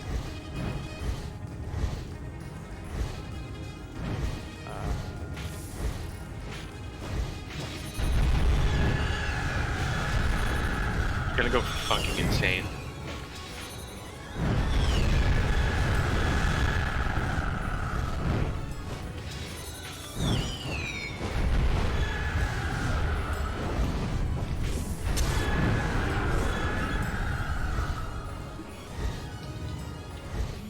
Yeah, just look up game releases from May. And that's what I was about to do. All video game releases. Okay, this is actually a nice article. It just lays out all of them. Ooh, Saga's fucking coming out next month. Oh wait, Saga's coming out in 5 days. Holy shit. Oh yeah, right. That's the one where they like added a cutout character, right? Yeah. Yeah, that's pretty cool. But it's not that. It's definitely not that. The shrine should be close. Take care. It's not Snap, because I knew that game was coming out soon for a while. Resident Evil 8. Resident Evil 8, that's right. Oh yeah. Resident Evil 8 is coming, and I still have to fucking beat this. Resident Evil 8 is coming out on May 8th, and I'm just like, wait, what the fuck? It feels like it wasn't coming out for another like 4 or 5 months. Yeah, that's kind of insane. I gotta stream 7. I've watched Brain Scratch's playthrough of 7. But I love the series so much that I need to make myself play and beat 7. Which honestly I'll probably stream. I've never... I mean, yeah, I'd be willing to be there for that. 7 is a great game. I've never beaten a Resident Evil game, but I am looking at Resident Evil 8 respectfully. Shrine of the Cult of the Watchers. Why does the I mean, Empire come here? I don't think if you are not into horror games or don't take horror games well, do not start with Resident Evil 7 or 8. Like, if you want to play a Resident Evil game but are not at all used to horror, I say go for 4. But if you want to play a Resident Evil game but also am down, and you're also down to finally start a horror game, then you could play like 1 or 2 remake and stuff. Yeah, I remember making it like halfway through a remake. when I tried The playing original? that game. Yeah, RE4 is just a great fucking action game. I tried playing that game on PC like forever ago. I feel like I'd get more into that game if I just had it on console. I remember the PC port being kind of wonky for me. It's good. I like it. I like the PC port. That's how I've beaten it. And I think that's the best way. However, next time I play, I honestly am considering just playing it straight from my GameCube, just for like, you know, the feel. I think that's how Violet decided to play it. I do not recommend that. Not that it's a bad version. You know, Violet's a nut for like, you know, experiencing games as they were like originally, you know. It's not that I recommend, like, the GameCube version is still fine, but I recommend either the PS2, if you're gonna play a version that's not the HD versions, play PS2 or Wii. The Wii version is just, okay, for the PS2 version, they added new content, particularly, a new episode that, for the character Ada, which kind of expands on the plot, which is really cool. Yeah, Ada won. And, yeah. They added that for the PS2 version, however, the PS2 version has, like, slightly worse textures. But then go for the Wii version, because the Wii version is just the GameCube version, but with the added content, and I've never played the Wii version, but everyone always says the motion control is just so fucking good on it. Oh no, that was by far the best part about the Wii's motion controls, was the shitball corner. But yeah, like, the GameCube version is great, but I just say don't go for it just because, I mean, like, obviously, you may not want to play the side content, but I like it because I think what they added is actually very, like, it's well designed, it just feels like more of the story.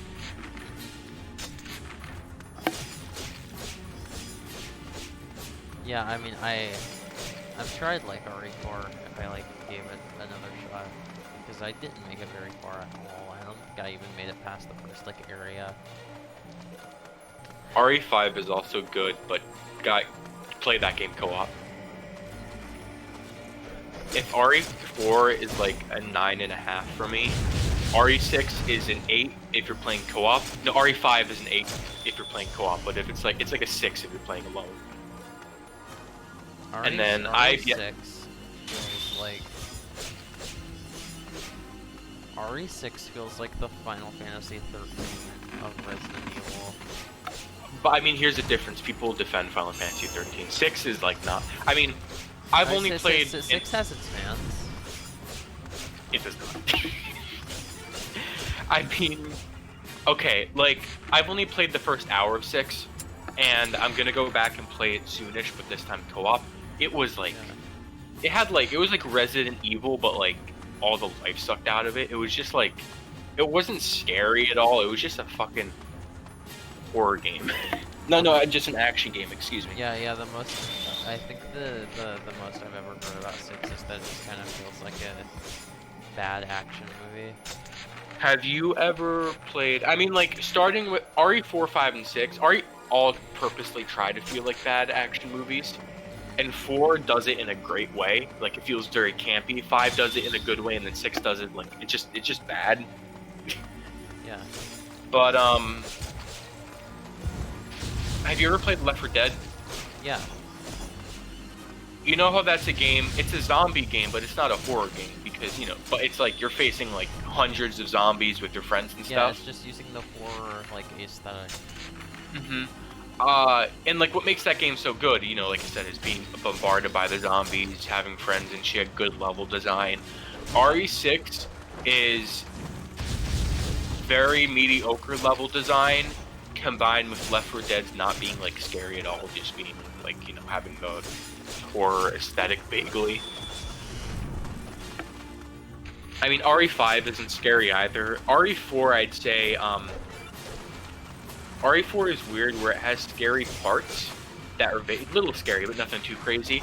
And then the last area in the game is very infamous because it has what people consider to be like the scariest enemies in the series.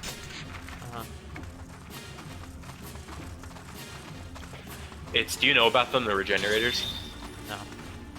So like, they already kind of look like really like grotesque and stuff. but the way they kill you is if you get within like 10 feet of one, their head will like stick out by 10 feet and they will like grab you by the neck and eat you, and it's an insta-kill. Yeah, it's fucking frightening. They're an enemy that like you're only the game you can it's not as annoying as it sounds, but you can only kill them by like sniping. I mean, you could try to get close to them, but like the game will literally tell you, hey, don't do that. Like you could kill them that way, but it's probably not gonna work.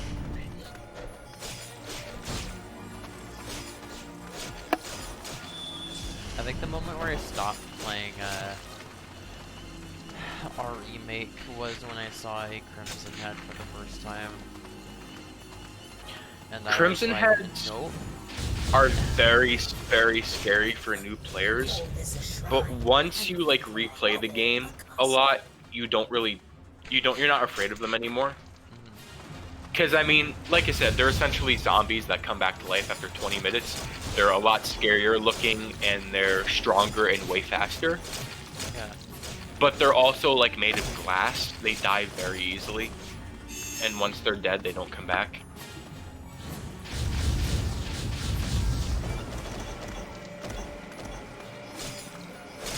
But yeah, the game forces you to run into 2 Crimson Heads. There's one that's just randomly in the hallway. They just do that to scare you. And then you have to fight a slightly like stronger version of a Crimson Head as a boss later on.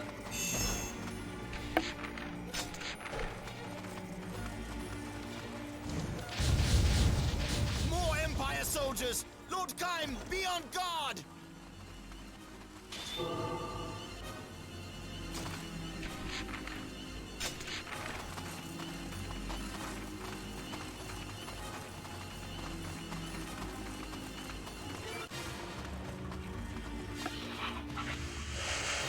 Oh god, mages. Damn them. Okay, The Empire uses spells and witchcraft.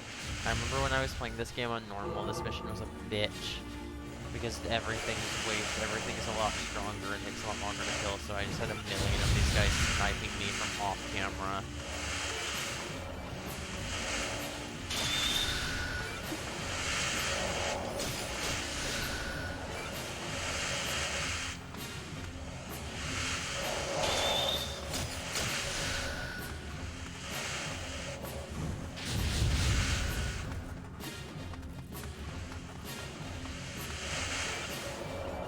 Oh my god, their idea of a level design is like, oh yeah, put a pillar there. That's really gonna fucking throw the player for a loop.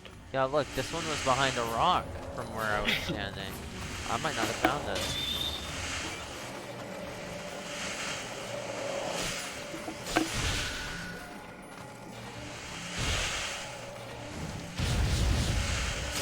You know, like, yeah, the ground combat in this game is, like, not very good at all. But, like, I feel like it's hard to, like, blame that on Yoko Taro in this game, because this isn't even the game that they wanted to make. You know? I mean, like, obviously, I can't also get too... I mean, you have to keep in mind this is a game from, like, 2003, when, like, Yeah. you know, action games weren't really a thing. Devil May Cry 1 is a dated game, but when that game came out, people were like, oh my god, this is, like, the fucking most deep, complex thing I've played in my life. I mean, like, this game... Man, that's crazy. This game came out the same year as Kingdom Hearts 1. Wait, did it? Was No, it Kingdom didn't. Hearts 1 02? Yeah, Kingdom Hearts 1 is Yeah, 02. Okay, this game came out after Kingdom Hearts. I always think of, like, Devil May Cry. Devil May Cry more so, obviously, but I also feel like Kingdom Hearts was also, like, a very big, like, step for, like, real-time action combat. I'd say specific. I could say, yeah, 1 a little bit, but I'd say it's more like 2. 2, I think, is the one that really was, like, the massive step. I mean, by the time, when did DMC3 come out? That was like 05, wasn't it? Mhm. They were the same year, yeah. I mean, like, I don't care what you said. I like DMC3 and, like, Kingdom Hearts 2 are, like, actually, like, Yeah. some of the best action games. No, like best absolutely. and influential ever made. Yeah.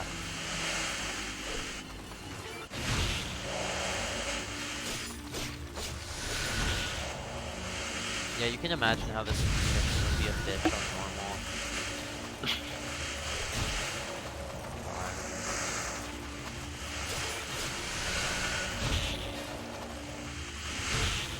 Jesus Christ.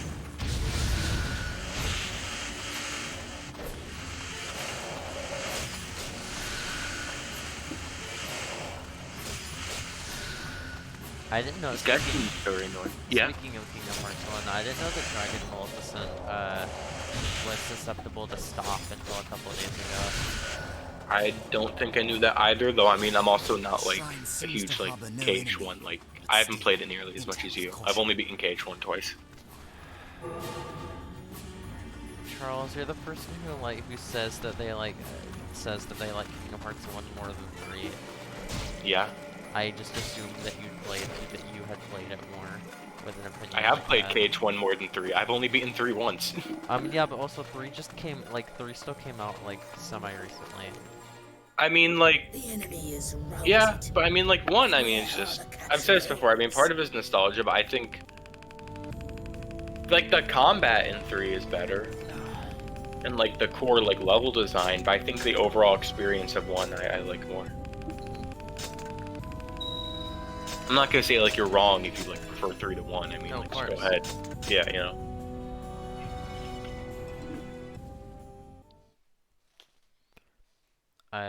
I've played 3 on proud mode like multiple times. One time I made the mistake of trying to get the trying to get like multiple trophies in like one playthrough, you know?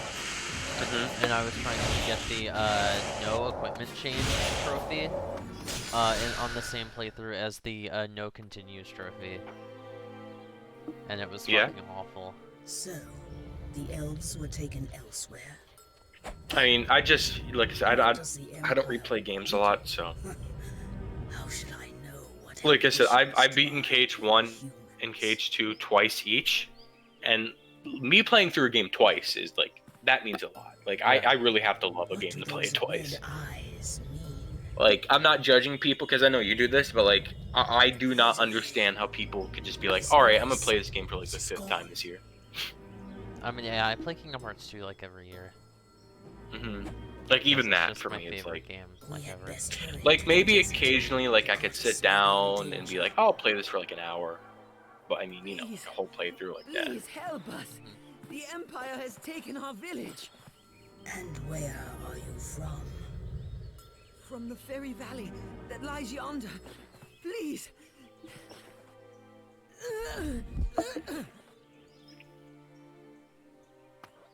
Like, the only game I could think, like, I've beaten RE1 4 times. But at the same time, that's a short game. Yeah. I mean, like, I don't feel like Kingdom Hearts 2 is a very long game either, because I skipped, I quote every cutscene by heart already. I skipped them now. Yeah, but I mean, like, still, like, if you're skipping every cutscene in KH2, what is that, a 20-hour game? No, it's like a 15-hour game. Yeah, yeah, but it's like... Into the snarling I mean, like, I'll admit partially for a game like KH2, I don't think I can bring myself to skip cutscenes. But, RE1, at least, like, that's a game that if I speedrun it, or just go through it at, like, a decent pace, you could do it in 3 hours, you know? Yeah. It seems that they have gone to the valley of the berries.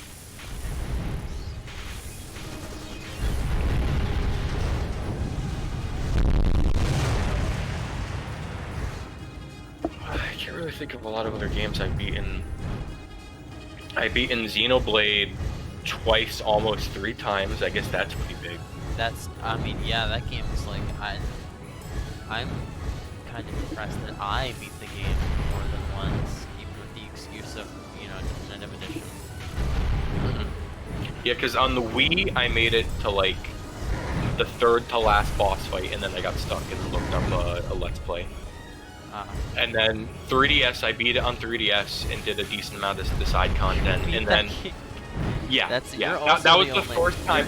You're also the only person I know who has played that game on your 3DS.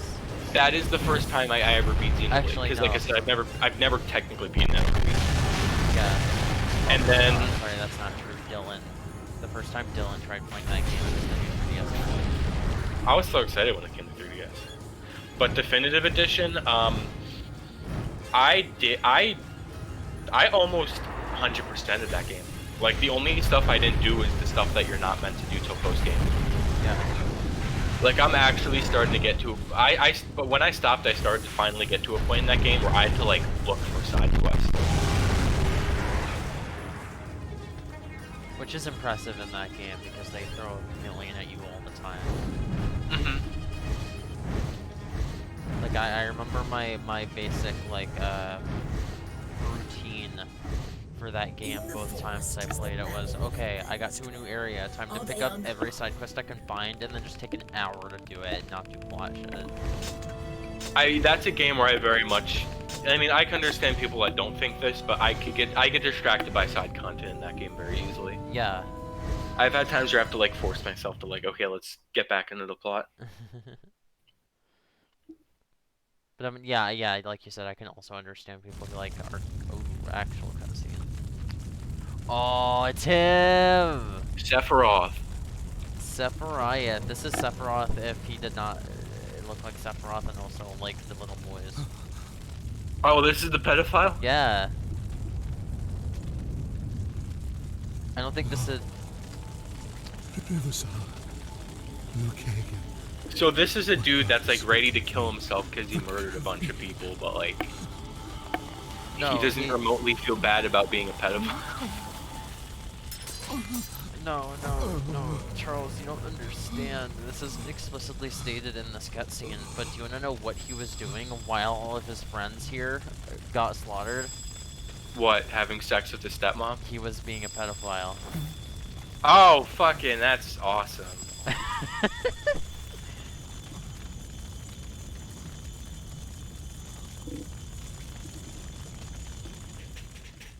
Here she is, the most annoying character in this fucking video game, and I wish she would die. I want to fucking step on her.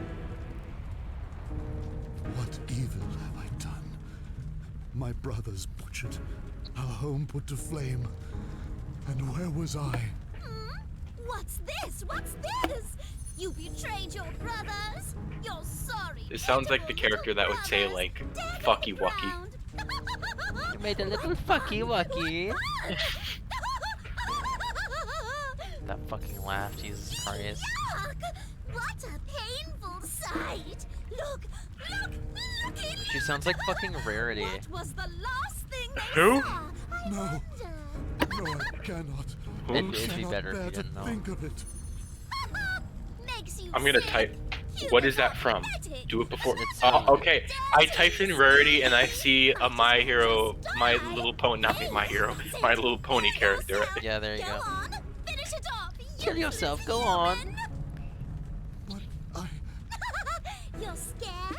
Dying is good. You don't want to die? Really? No. What a bore. Seriously, finish yourself off. Oh, hold on. Of course. Let's make a pact. What do you mean? You don't Do you play as the pedophile? Yeah, you can play as the pedophile. skull as hollow I as a think? velvet. Wait, no, maybe not. You He is a and part of me your squad, though. together forever.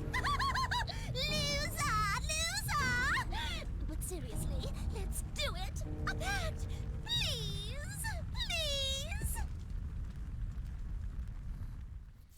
That cutscene was a lot.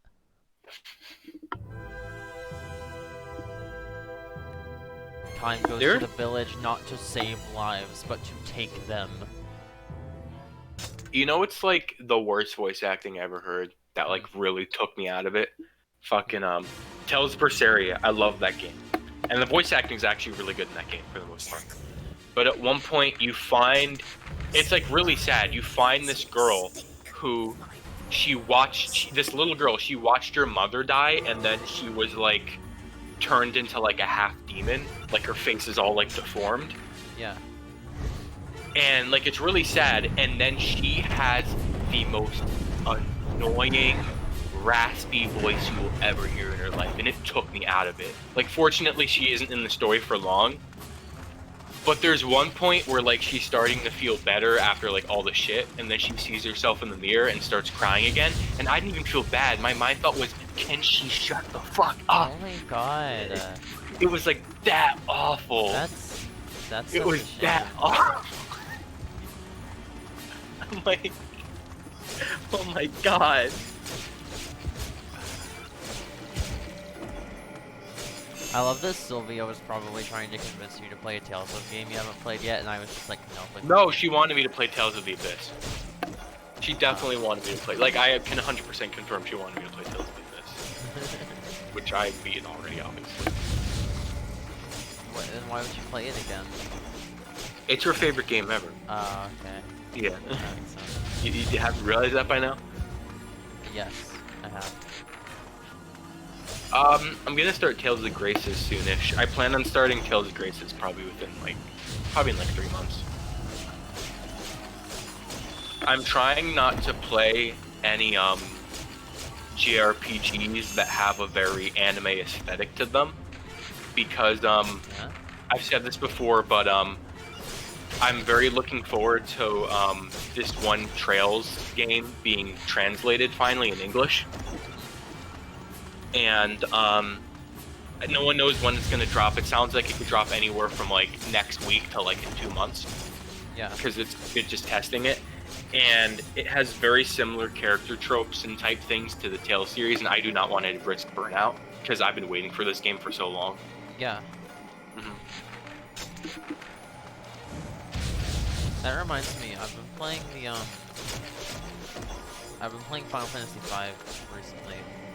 Like I've been playing it with the like GBA translation patch, like on the SNES version of the game. Yeah, that's how I was playing it. Yeah, it's cool. It's cool. Like, that's a cool game. I'm digging it. The pacing is the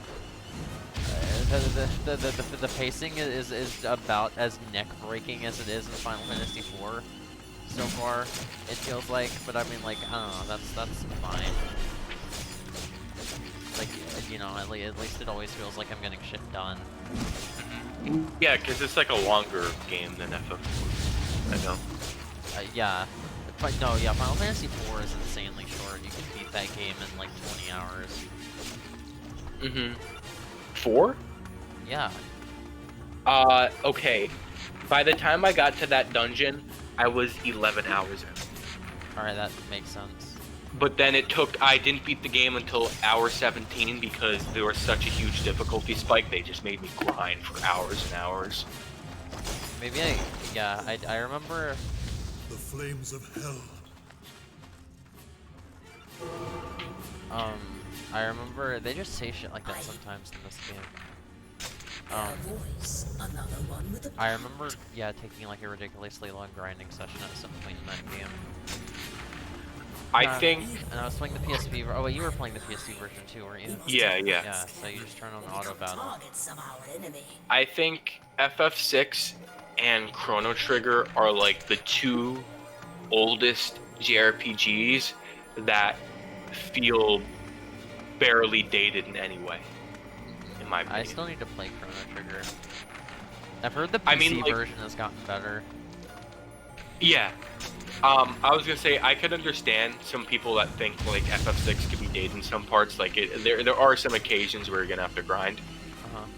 But you know, I'll disagree with that and say like, you know, it's miles better than anything that came before, and it's like a 10 out of 10. But Chrono Trigger, I've never heard in my life someone say a bad thing about Chrono Trigger. I mean, hey, yeah, I haven't either. Like FF6, once in a while I'll hear the occasional person say, oh, I don't like, they do some difficulty spikes in the last third of the game. You know, they had to grind at one point for a little bit. I'll hear that once in a while. But Chrono Trigger, I legitimately never heard a single bad thing. I do remember. Sorry, let me let my dog out of my room. Sorry. There you go.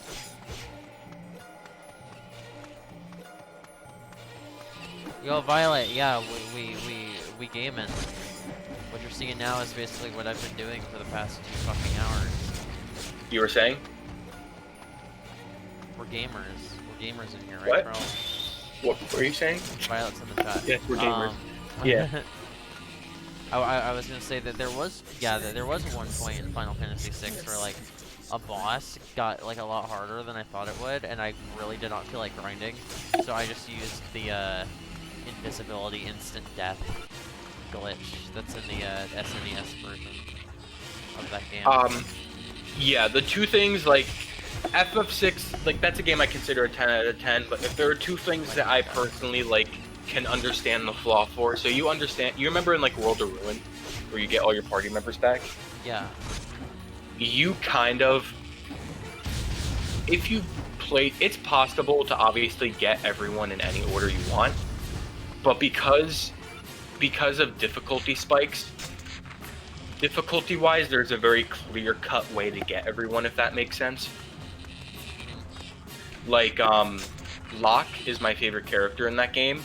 Difficulty-wise, he's one of the hardest members to get back, yet I loved him so much I purposely grinded in advance just so I could get him as soon as possible. You like Locke. Hey, Yeah. we picked a good time to have this conversation. We have the biggest Final Fantasy VI fan in the chat right now, right, Violet? Is that sarcasm or not? That is sarcasm. God. But, the other thing I'll say is that game has, like, 14 party members, and obviously, they don't level up with you. Your reserve party members don't level up with you. So I do think it's the type of game that, like, if you want to keep, that was funny. If you want to keep everyone a consistent level together, you are going to end up over the course of the game probably doing about 3 hours of grinding. I think it's much better. It's much, much better than FF4, especially because 6 is a much longer game. Yeah. And, you know, I think, like, it's one of those games that, like, I don't know how to explain it. Everyone, like, as the characters just level up a lot faster. And I also feel like, Can you hear my voice? by the time you get to the final dungeon, and you remember, you have to bring, like, your entire party into the final dungeon. Yeah. I ran into the problem of having Terra be like 30 levels higher than everybody else. Well, my thing is, yeah, I had some characters like Terra and Locke who were like 20 levels higher than everyone, but at the same time, I feel like the game kind of expected that, because it's like, it's a dungeon where if you have like 2 party members that are level 60 and 2 that are only like 45, you're not going to have a tough time. The game is kind of balanced in that way to kind of help you out. Violet, you cool if we add Charles to your server, or do you just want to like do a call? And Violet said she wants in. All right, yeah, sure. I'm down for whatever. Okay, I know you said she was considering joining. Yeah. I'll send you an invite to the server we're in. All right.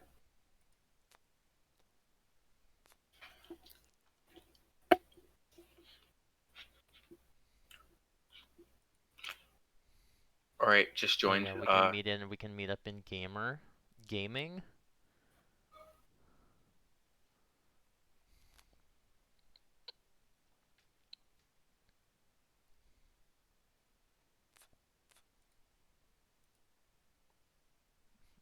Yeah, that's what I thought.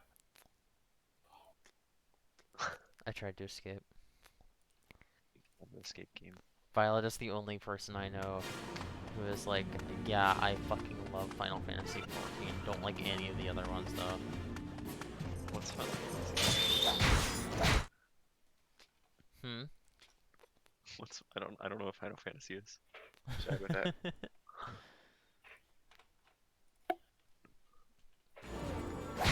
You're also like, I get it, and we've talked about this a million times. But I still think it's kind of insane that you like you've attempted to play the original translation of Final Fantasy VII multiple times, and every time you were just like, I don't understand what's going on. What happened? Like the PS1 release? Yeah, I couldn't comprehend this fully. I think for what they are, 6 and 7 have fine translations. But I think they're good translations for their time, but Yeah, today they're sixes fine. doesn't bother me that much. Sevens, I actually couldn't tell what was happening probably 20% of the time, and it really like ruined the game for me. So I restarted it on a fan translation, and I have enjoyed it so far. That's interesting because I usually hear that with 6. No, Because The sound of your blade Gavin, tells me This is I Richard was- Epcar. I just know just the pedophile is voiced by Richard Epcar. at your service.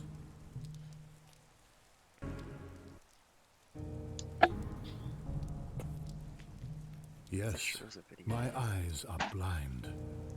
Like you, I have paid for a pact. what a fucking loser. But I was gonna say, wait, did you want to listen to this cutscene or should I wait?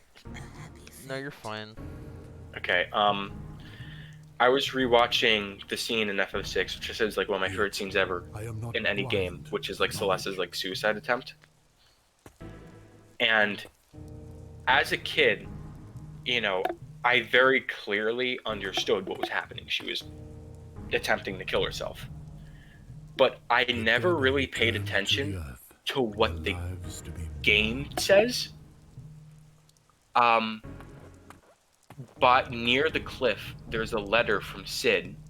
And do you want to know what the letter says in the English translation? I don't know if you remember it. What? It says something along the lines of, "This is blah blah blah mountain. If you ever want to get your head straight, just jump off and then you'll feel better." And it's like, wait. That's what the fuck? I'm just like, what the No, Like, she wasn't see trying they to kill had- her. No, Charles, she was trying to kill herself. She was just trying to set her head straight.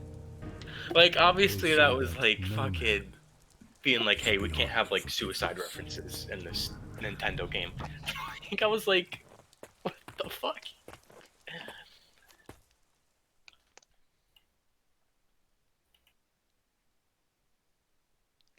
That sometimes only the sinner may live.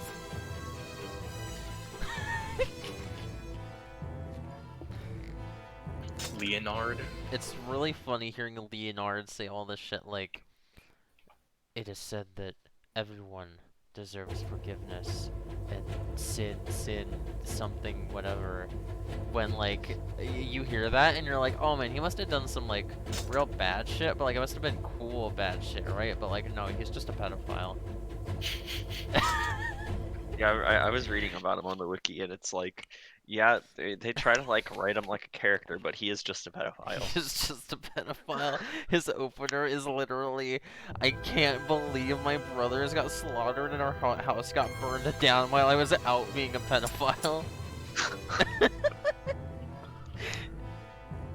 This game is fucking insane.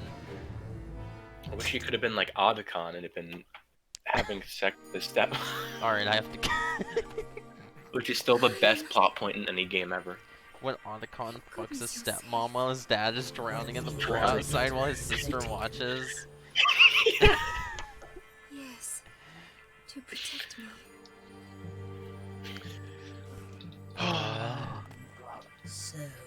I'm very excited for Jensen to send me his PS3 so I can actually play this game. Break through and we may find them.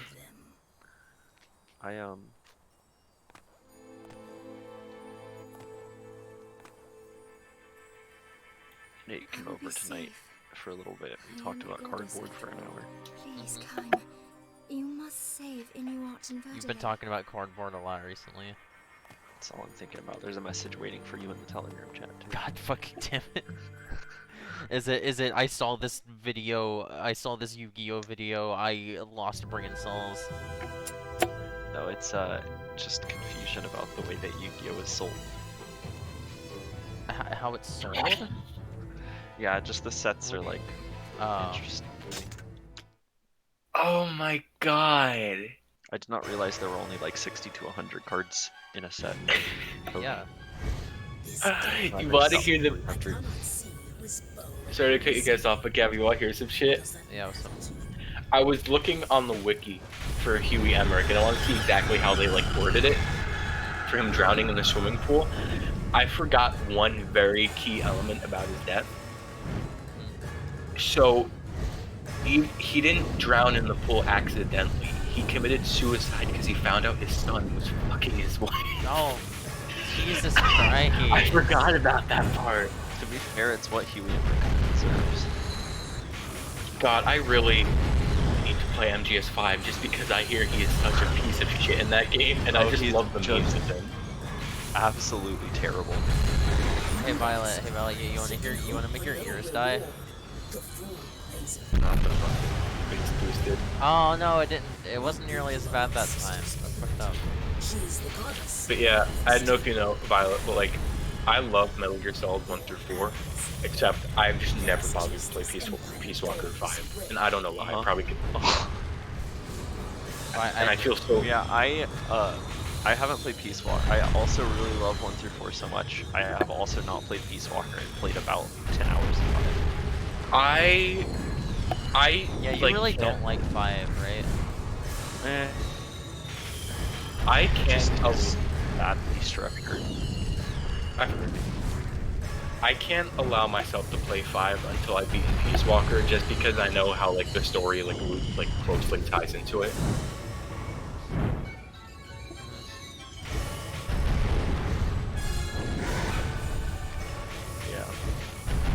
Stealth mission in a big giant desert, and then watch a 2-minute cutscene, and then go on another 3-hour story, like just desert mission. It's just weird. Yeah, that's what I was saying, Gavin. Like MGS5 is like the reverse of Metal Gear Solid games. Yeah. It's no longer 2 hours, 2 minutes of gameplay, 2 hours of movie. It's the opposite. Okay, but if I'm playing Metal Gear Solid, don't I want 2 hours of movie, 5 minutes of gameplay? Yeah. Yeah. Exactly. That's why 5's like can't do it. Try it. My brother beat it. I did. It's also long. It's like 50 hours long. And all the other games are what, like 12, 13 hours usually. Yeah. One, if you know what you're doing, you can beat that in 5 hours.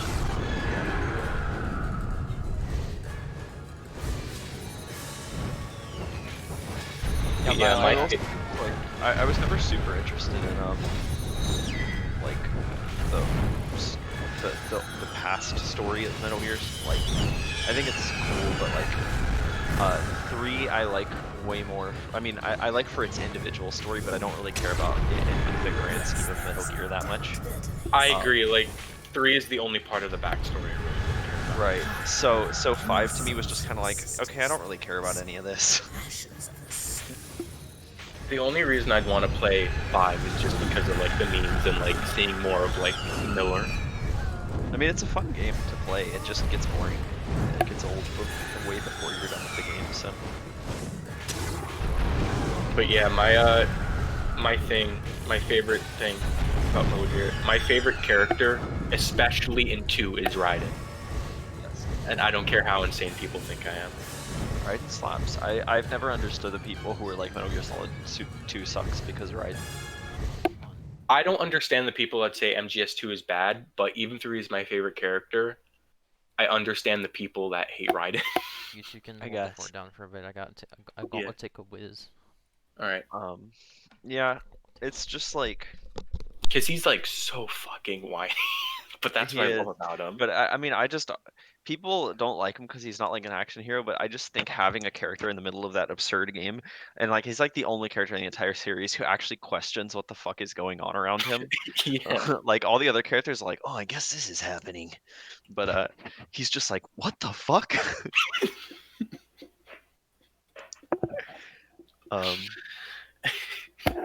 Like honestly, like that's why I felt like. So yeah, I really like him.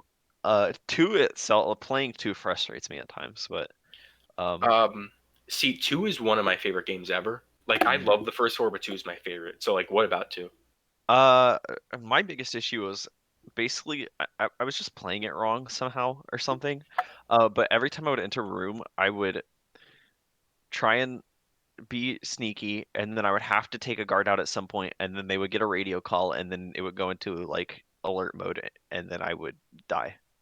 And it just happened to me like 80 times while playing the game. I could definitely agree that game compared to like 3 and even like 1, you get like it's much harder to be like to not get spotted. Like a lot of times, that's probably the game the most you'll be spotted. You'll be like, what the fuck, how? Yeah, it's just like the amount of times I took someone out and then like tried to quickly do what I needed to do in that room, but the radio call came in like 10 seconds, and then they sent in more people, and I was like, well, Got to cartwheel out of there. yeah. I liked everything about the game except for just like the amount of times I just felt like I was getting swarmed by enemies because I got spotted because I didn't do everything I needed to do in 10 seconds after taking a guy out. That's just a game that, like, when I talk about, that's where all like my hipster like game takes come in, because that's Yeah. like the anti-video game. Yeah, it's interesting. I really like it. And three and 1 I also think are like borderline like masterpieces in my opinion. Yeah. Please put your spoiler sensors back on. No, we actually never. The most we said was we were just talking about gameplay, honestly. Yeah. I am my Metal Gear like hipster mode is just that I think 4 slaps really hard, which is not a fairly popular opinion from what I've seen.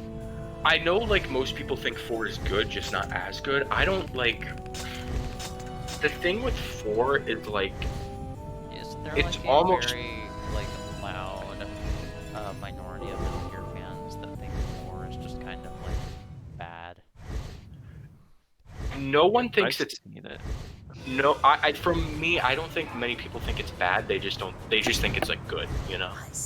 Yeah, I don't know. I've seen a lot of people who are like, oh, it like, I don't know.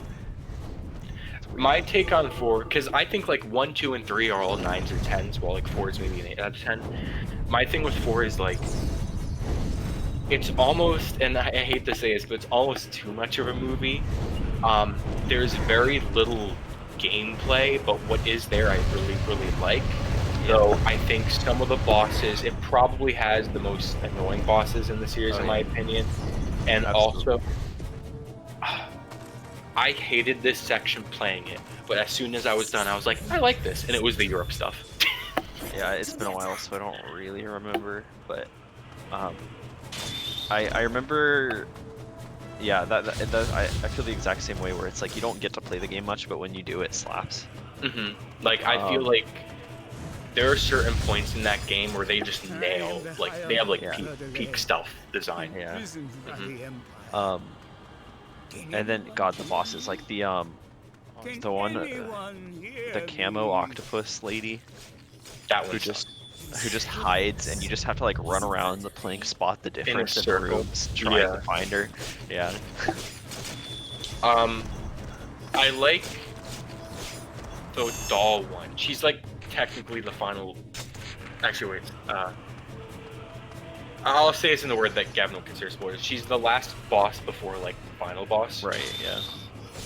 I think her fight is cool, except it's the most cryptic thing ever, and I don't understand how anyone could possibly figure that out without a gun. I don't exactly. Like I said, it's been a long time.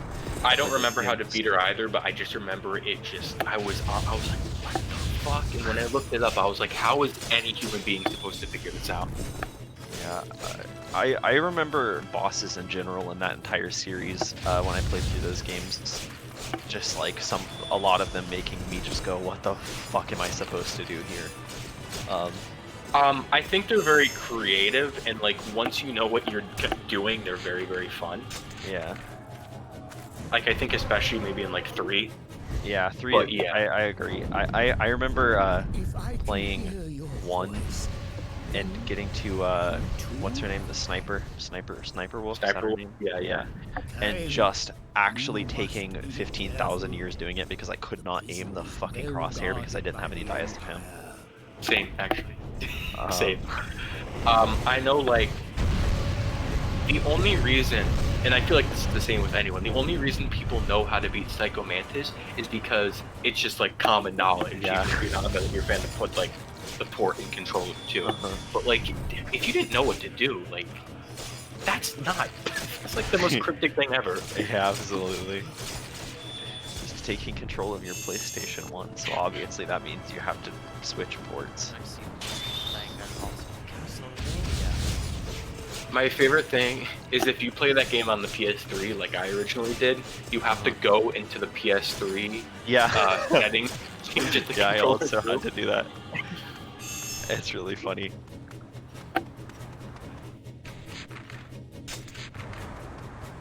But yeah, I'd say like, even though I really like 4's like gameplay a lot, it's also probably the least memorable gameplay, and like wise and boss wise. I agree. I just really like it. Yeah, it's like, my opinion, slightly weaker than 1, 2, and 3, but it's still like a great game, and I think a great conclusion. Yeah, I just know there's a lot of people who complain about it explaining too much of the story. Haven't played any of the Metal Gear Solid games because they're all like that. It was something that like I read that like I read an interview with like one of the lead like writers and like localizers on the game, who was like an American dude, but I think he worked on like the actual writing process too. And he basically was saying like the issue that he has with 4 looking back is that they didn't leave any room for theories. And so after people beat the game, they were just like, well, I guess that's that on the forums, and nobody talked about anything. You know what? I can agree with that. Because like that's what I mean by explains too much. Like it just doesn't leave any room for like, oh, but what did this mean? Because it just really kind of tells you everything. I mean, in a way, maybe like for me personally, I can understand that, but I also feel like you could defend that because it's, you know, it's the last chronologically like game in the series. It's the one that has I the agree. Some people just say it was a bit too like heavy-handed in explaining every detail and not leaving any up to like your imagination.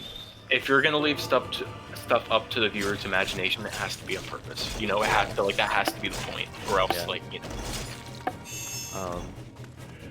But yeah, no, I like the game a lot.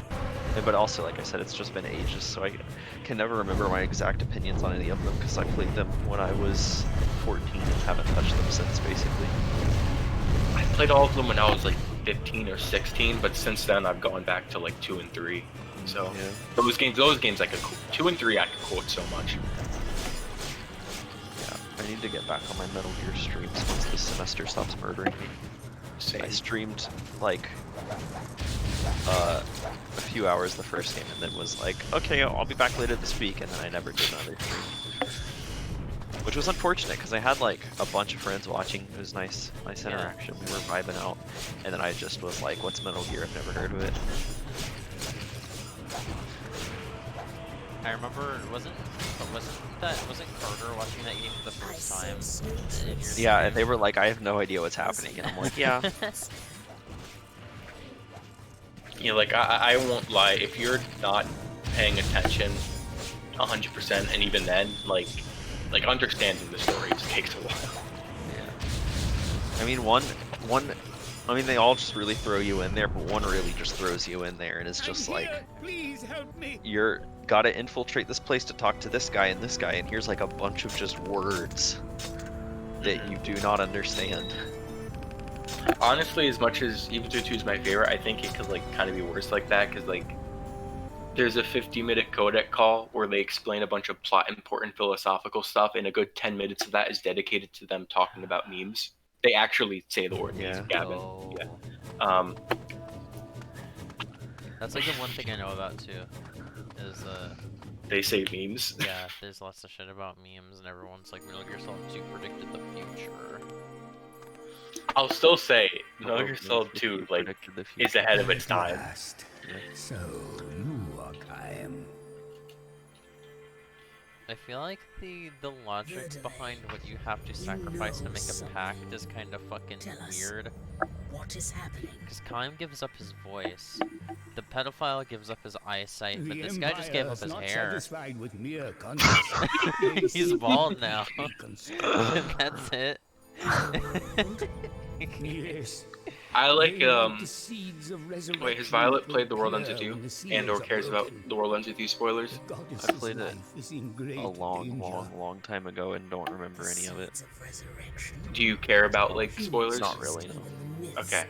I like how The World Ends With You does it, where like, you know how like when they enter the Reaper's game, it's revealed everyone had to give something up. Yeah.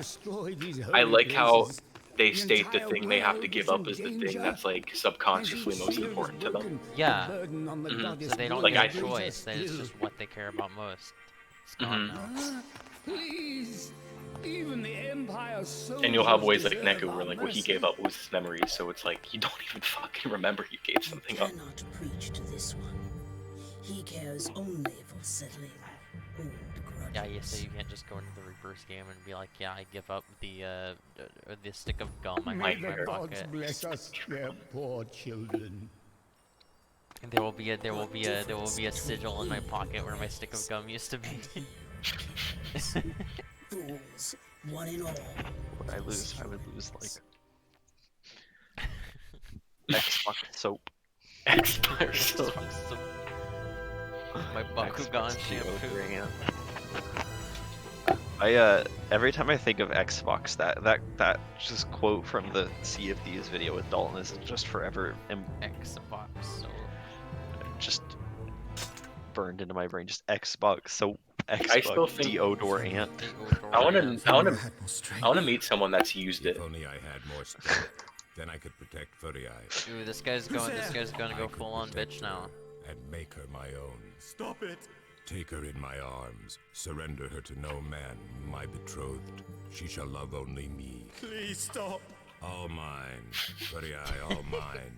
I don't know why this is funny to me to listen to this guy. No man can have her. No man. Not even Kaim. No! No more! Loves only me. Looks only to me. Holds only me. Furry Eye loves only me. Me. Forgive me. Deeply. Deeply. Please forgive me. What's happening? Gaze only on me. Please, gaze upon me. The goddess will die. The one who serves as the seal must be killed. I feel like this is what goes on in the heads of people that do like a bunch of like psychedelics, like overdosing on psychedelics. Normal woman. One who was to lie beside This filter and everything. laughing and carefree. If she ceases to be a goddess, can she become a woman again? For many, many years. What should I do? I want to help her. You need strength. Strength that comes from a pact with a dragon. Dragoon. Kaim That's a could pretty help. cool name, I'm not gonna lie. Allow him to bathe in I feel her like most of the people that I gratitude and love. follow on Twitter that have played this game and She care is about my it call bride. it DOD as an abbreviation. She is just 'cause my it's bride. Easier. Her kisses are mine. Door alone. of Darkness. Her love is mine alone. Oh, it's Door to Darkness. It is. I was like, don't they like abbreviate the top? The DTD. The DTD. If only I had the strength. Oh, he's a bitch now.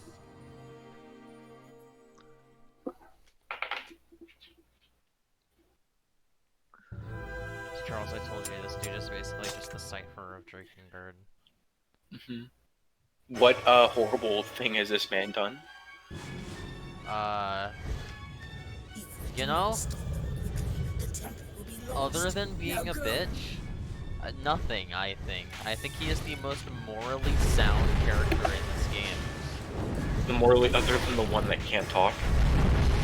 Well, I mean, Kaim loves murder. Oh, okay.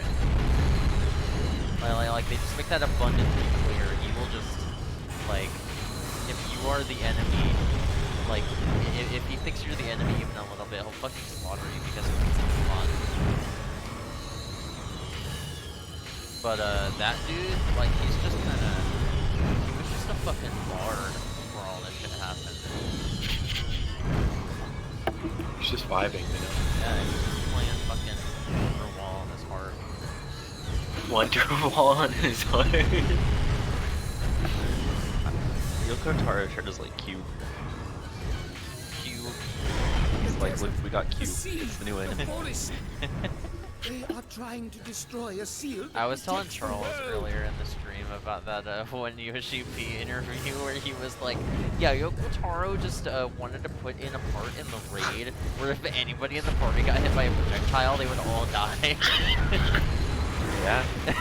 Well, because originally, because it's like it's a weird like non-combat. I mean, there's combat because you have to break walls, but you just have to run down a hallway, and a bunch of orbs are like going down and across the hallway, and you have to dodge them and get to the end and break like the barriers. That's the most cliche statement about Yoko Taro I've ever. Like that's how you sum him up.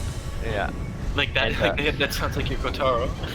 And so he didn't originally say that he wanted to kill everybody. He just said that like he wanted a bullet hell section where they have to run down a hallway, and they showed it to him, and he was like, "What is this? This isn't a bullet hell."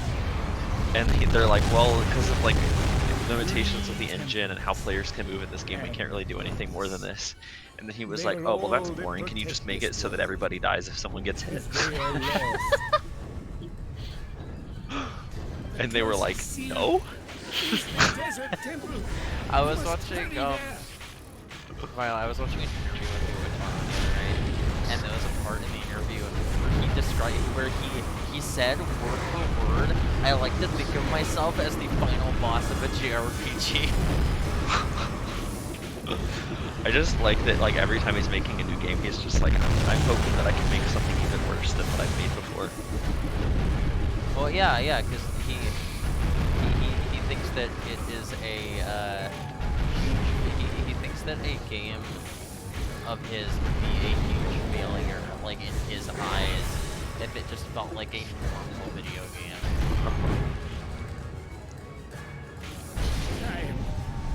Your sister, the goddess, despairs under the burden of her task. I like the bit that he said, like the lead up to him saying that he feels like he's the final boss of a JRPG. He was talking about like he feels like he uses younger developers as like a springboard to like make his ideas come to life, you know? So he's like, I feel like the final boss of a JRPG because I feel like someday a younger developer will defeat me and make a game of their own. And I'm like, that's a really good statement. I like that.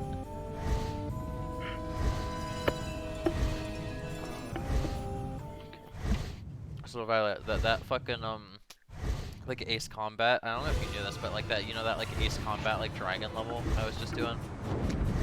Yoko Taro wanted that to be the entire game. Chaos from the Yeah. world. Yeah. Time. But Square was just like, no, the Dynasty Warriors. That definitely would have made the game better. Yeah. Yeah, like that, this sucks he wasn't able to do that. That's why I feel like you know, the ground combat, like the grounded like action like levels, like, you know, they're not really that great. But like, you know, I don't feel like I can like blame Yoko Taro for that. So, I mean, that's not even the game that him and the team wanted to make in the first place. They had to.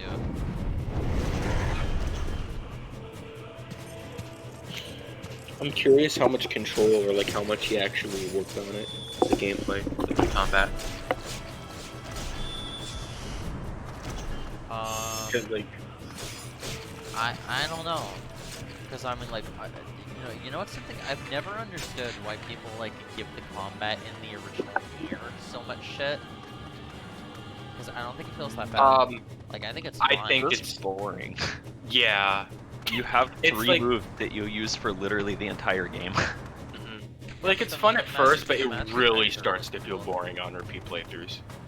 What, I Gavin? said I think the magic attacks are really cool. They're all like terrible though. Like they're cool when you for first like get very them. specific ones. They're all just hot garbage I mean like, and basically unusable. one of the first ones that you get is like the charging like lance throw. Like Yeah, that one's one of the only good ones. Okay.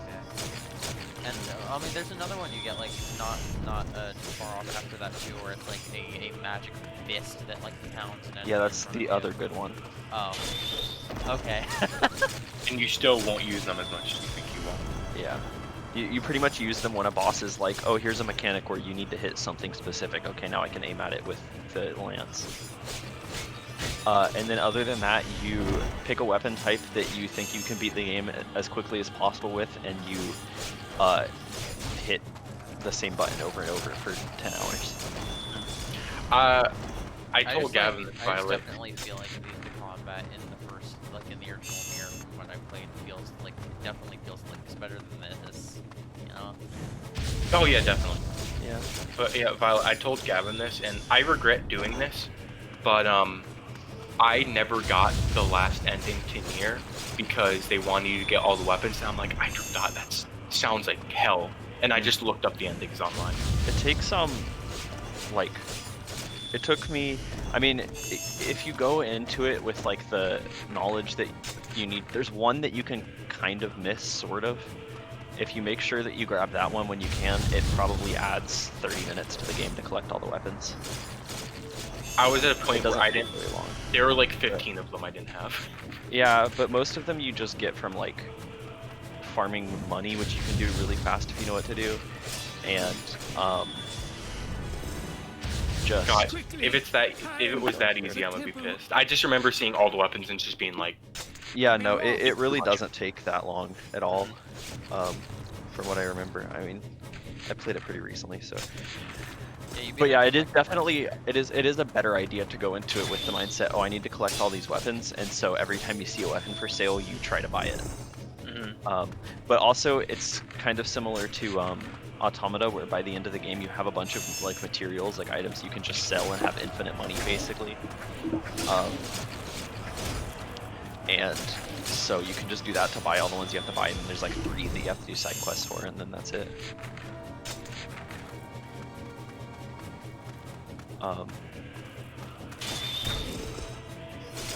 But yeah, I think on my first playthrough of the game, I tried to use different weapons sometimes, but whenever I was doing my second playthrough, I used spears the entire time and pressed triangle the entire time and did nothing else.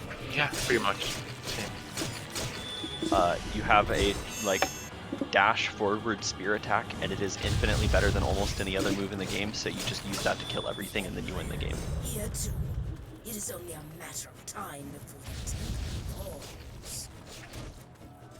It's not great. I mean, even in Automata, I don't think I really deviated much from the way. Yeah, but in Automata you have combos that you can like do. In this it is use the dashing spear attack over and over and over and over and over.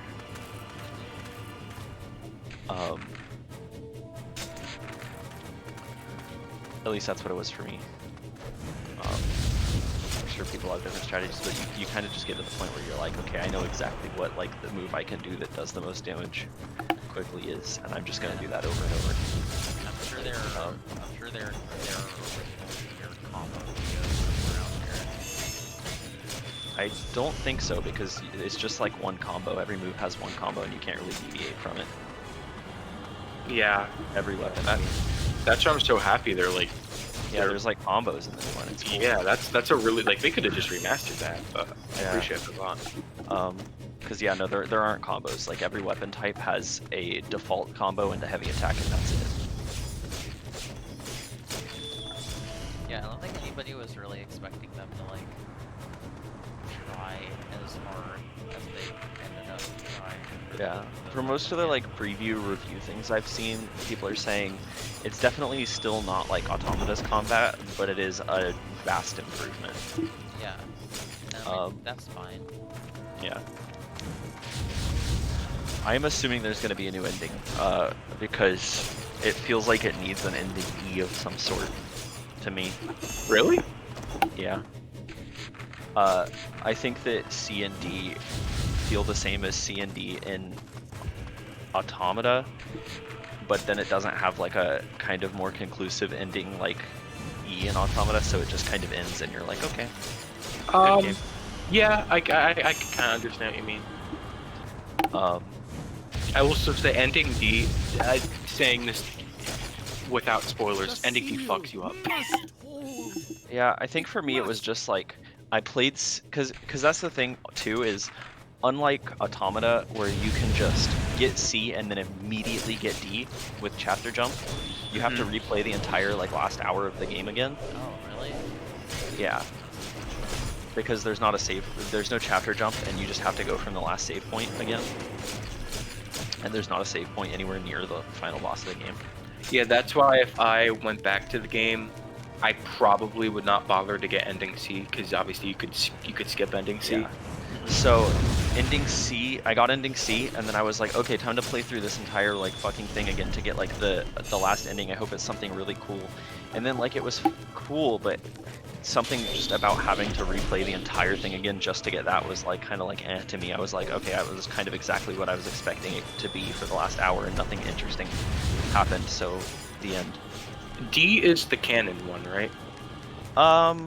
Or at least like the one people assume is like. Yeah, D is the canon one because there is an ending E that is only in book, and it follows ending D. I actually vaguely remember hearing that about an ending E that's like not in the game. If they put that ending E in the game, it would slap so hard. Even as just like a 5-minute like little short playable like thing that ends with like another cutscene, it would slap so hard.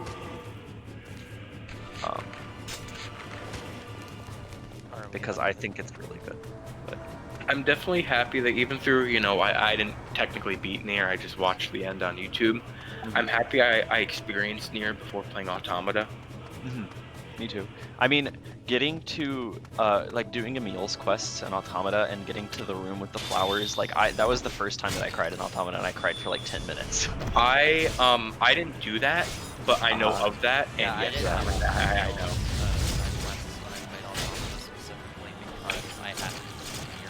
Oh, yeah, no, if you... Oh, God. That was, like, Kaine's theme starts playing, and I just bawled. I was like, it's so good. Emil's questline, it's like... I feel like I definitely want to replay Automata at some point after I beat Replicant, like, for sure. Yeah, I mean, I literally just played both of those games, like... when did I play them? I played them in, like, December and January. For the first time? Yeah. I don't know why, but that seems like the type of game that you would have played like years ago. Yeah, it definitely is, but for some reason I just never did. Well, for me, it was just that I wanted to play the original Nier, but I tried to emulate it, and then it was running fine, but I just kind of like wasn't. I can kind of play games on emulator nowadays, but that's like a recent development. Up until now, I have always had a hard time with it. So I tried to play it on emulator, I gave up. I tried to play it on emulator again, I gave up again. The first one, and then finally I said fuck it and bought a PS3 copy.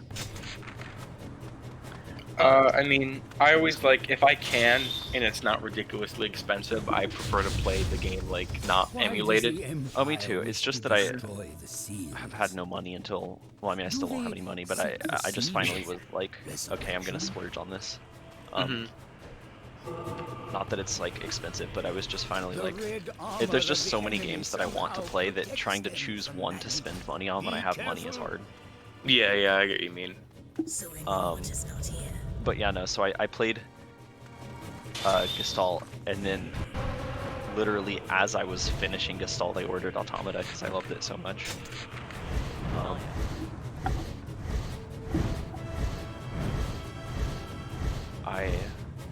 And then I played Automata, and that was good too. I'm probably going to, I mean, I'm definitely playing the Replicant remake when that comes out. I'm probably gonna wait like a year just because I'm not in the mood right now for Nier. I'm definitely playing it right when it comes out, then I'm probably gonna replay Automata right afterwards, even though I just played it like for the first time like a couple months ago. Yeah, Violet, I don't know if I told you, but I pre-ordered that $1,000,000,000 special edition for Replicant back in like September, and then I got a confirmation email to the order in recently, and I was like, oh man, I forgot I ordered that. It's a lot of money. It is a lot of money, but it looks like a really cool special edition. Yeah, I want it, but no money. I remember during like, I can't remember if it was a Tokyo Game Show or like some other like event or whatever, but like Taro and like the rest of the like big heads on the dev team were like having like a round table where they were just like showing off their shit and talking about stuff. And the composer was talking about how he like practically begged for like soundtrack shit to be included in the special edition. And I was like, okay, yeah, I gotta get this. It's got like soundtrack shit and fucking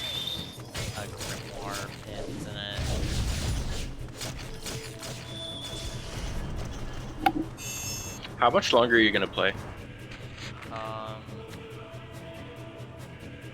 Probably like another half hour. No, it's fine. No, I was just getting tired, but you know, whenever.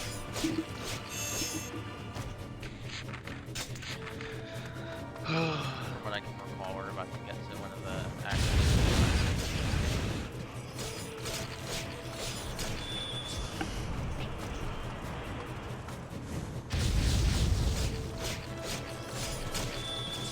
It's gonna be really funny when like I actually get close to the mirror ending in this game, and the night before the stream, I'm just like, alright, I'm gonna bring out a piece of paper and just write down all the buttons I need to press for that rhythm game and equal has.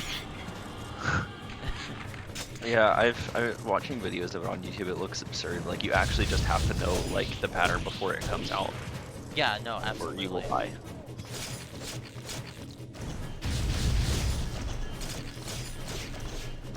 Yoko Taro was like, yeah, I need my games to be different or they are bad. I also just like that some like Yoko Taro fans refer to that as the true ending of this game because it's the only ending that leads into any other parts of the Yoko Taro verse. Oh yeah, I mean that's what I would yeah, assume. no, yeah, absolutely. Even like, you know, Drakengard 2 wasn't directed by Yoko Taro, so like that, you know, I guess that doesn't really count. But like, even Drakengard 2 takes place in a variant of ending A. Right. It's not even like hard, like a hard sequel to ending A. Yeah. I mean, Did Yoko Taro direct 3? Yeah. Yeah. I really want to play 3. It's a shame that everybody I've heard from says it runs like complete ass on PS3. All I know is that it's got not Kaine in it. Yeah. And I mean, hey, not Kaine is still fucking. Yeah, she seems cool, but she is literally just not Kaine. Like she's got a lot of the same personality traits and looks kind of like Kaine.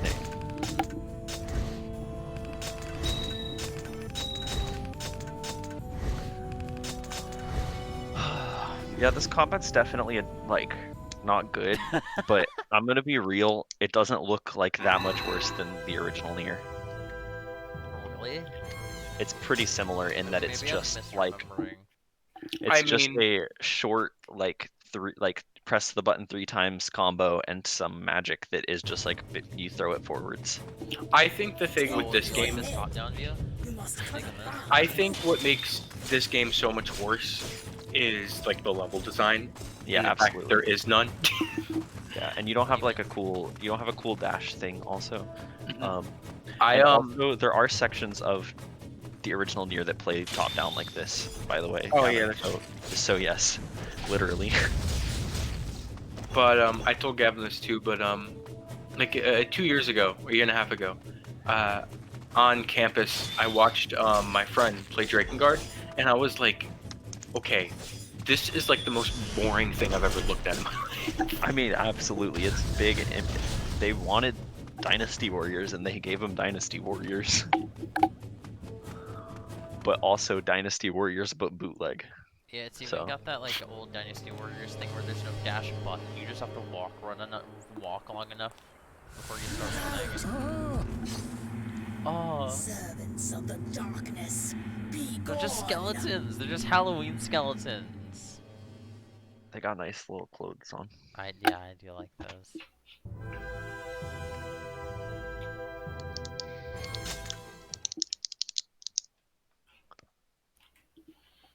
I just want to get to the cutscene where the bitch says where the bitch has this one line. Destroy the spirits of hell.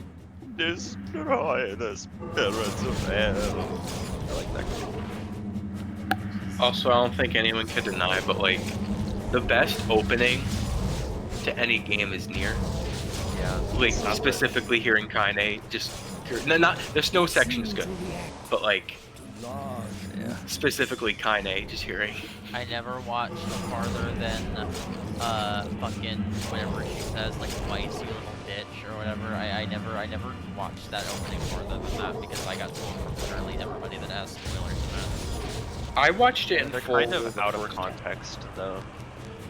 I would say when you're playing the game, when you're starting the game for the first time, you can watch it and have no idea what's happening and be fine. But if you're like halfway through the game and you watch it, you'll be like, oh, I've been spoiled.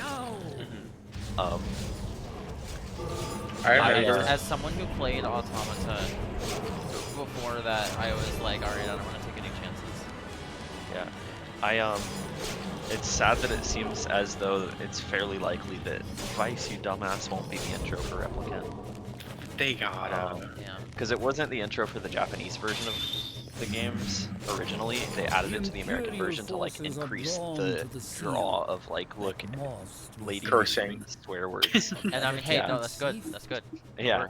So, but it's looking like it might not be there. I don't know. It's kind of unsure at this point, but cool. It would be sad. Also, Gavin, I've said it a million times, but Joel, my favorite streamer, he's my favorite streamer, but the one time he's ever done anything that made me go, what a fucking horrible opinion, was when he said that he booted up Nier for the first time, heard Kaine screaming, and immediately turned it off because he thought it was so annoying. No. That's just wrong. I know. I hear him say that. I was like, what the fuck, man? You can't just say that shit. They've really put an insane amount of work into like the Replicant remake. Like they not only have they like obviously redone the whole game like visually and gameplay wise and stuff, but they've also retranslated and re-recorded all of the dialogue.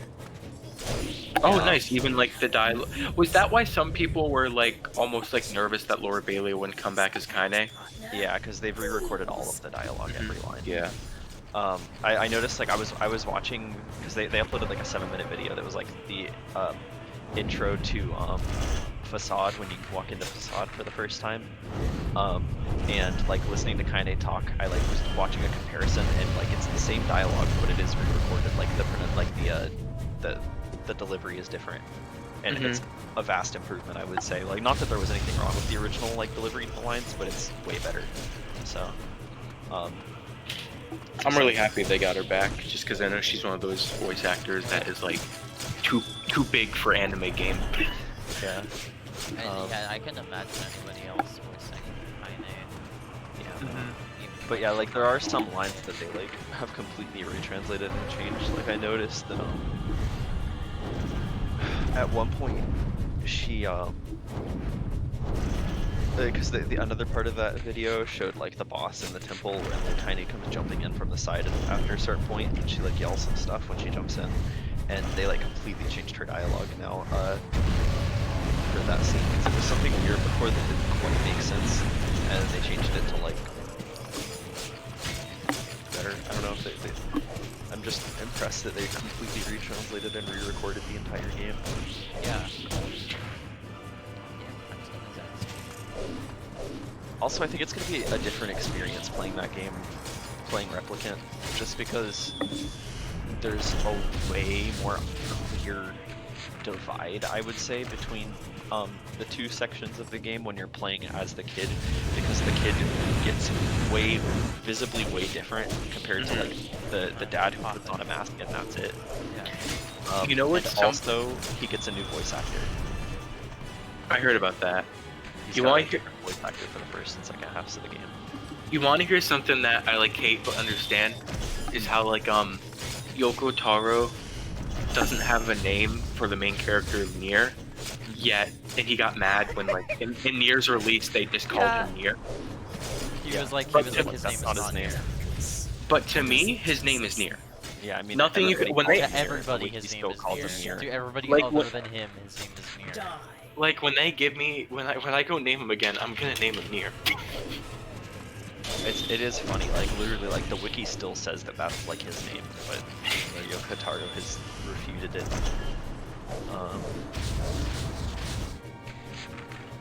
But yeah, it's interesting that they like give him a different voice actor when he's older. Like it's a much more clear divide of like this was him as a little kid, and now this is him as like a young adult. Meanwhile, they gave Papa Nier like an eye patch. Yeah, called it a day. Yep. Papa Nier has always been, I don't know, I'm not a huge fan. Even though I like there's no game I've played. I like him a lot, which is it's gonna be really weird going to Replicant just because it's like you have such an emotional attachment, especially like his like you really like you feel his connection with like Kaine, Emil, and See, that Yona. was the issue for me, is it felt so out of place. It just didn't feel right for me. I mean, for me, it felt I liked it, especially like the dad and daughter relationship with Yona. Oh yeah, I But, mean, like, with Yona's relationship was really good with Pavanir. I thought Kaine's stuff felt kind of weird just because he looks like he's fucking 40 and Kaine looks like she's like 20. And just the whole thing felt really strange to me at times, and also just him like being like power of friendship as like this 40-year-old man. No, I think that's sick. I think that's the best. But it's gonna be really weird playing Replicant and like all of a sudden I just, in many ways, have this different main character. Like I know a general opinion I've seen online is that people prefer Pavanir's relationship with Yona, but they prefer young Nir's relationship with Kaine. Because they're like the same age, not. Yeah, because to me, like, Dad Nir and Kaine kind of had a very much like, oh, this is just some brat that's tagging along with me, and Kaine was like, this is like some stupid old man that I have to be with. It was like, in like a very fun way. Yeah, it is fun. It's just kind of, I don't know, it's just weird. It makes, to me, like a lot of people I've seen, well, not a lot of people, but I've seen this opinion on the internet several times, being as vague as possible for Gavin's sake. Just that ending D is a bit weird with Pavanir. I do not agree, but I can see why. Is that just because, yeah, stuff, but stuff. I know exactly what you're talking about. Yeah. Like I've seen people specifically say that they feel like ending C is the Pavanir ending and ending D is the young Nir ending. I mean, I'm not sure how I feel about that exactly, but still, like, I can kind of see it. Because I mean, like, ending D just like fucks you up. Like, and when I was like, I remember being like, oh, okay, I don't want to get entrance in D just because of the weapon. It seems annoying. And then as soon as I watched and finished ending D, and you know what I'm talking about, I was like, why did I do that? Yeah, I don't know. I didn't go, but like, yeah. It didn't. Something about ending D just like felt like I should have really liked it, but it just didn't quite hit for me for some reason. I think a big part of it really was having to play through the entire section of the game, like last hour of the game again right after doing it, because I think I got ending B on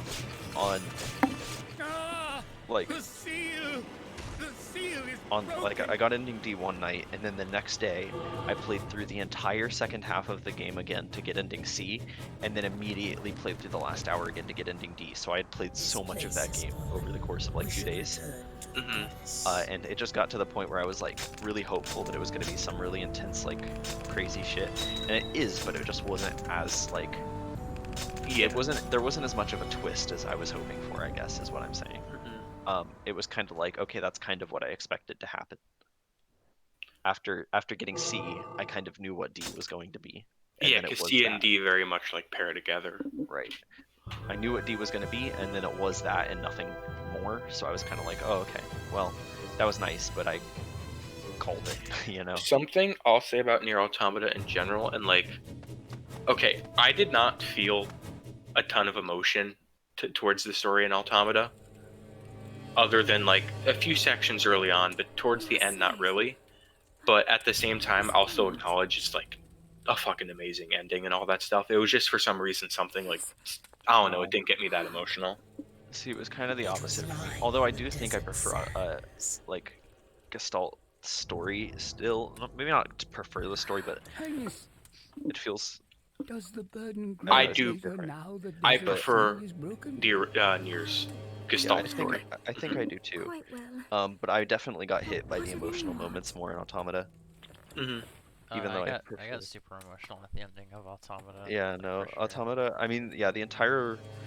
Well, I don't know. It was like a back and forth for me because like there are moments like my memory scene with 9S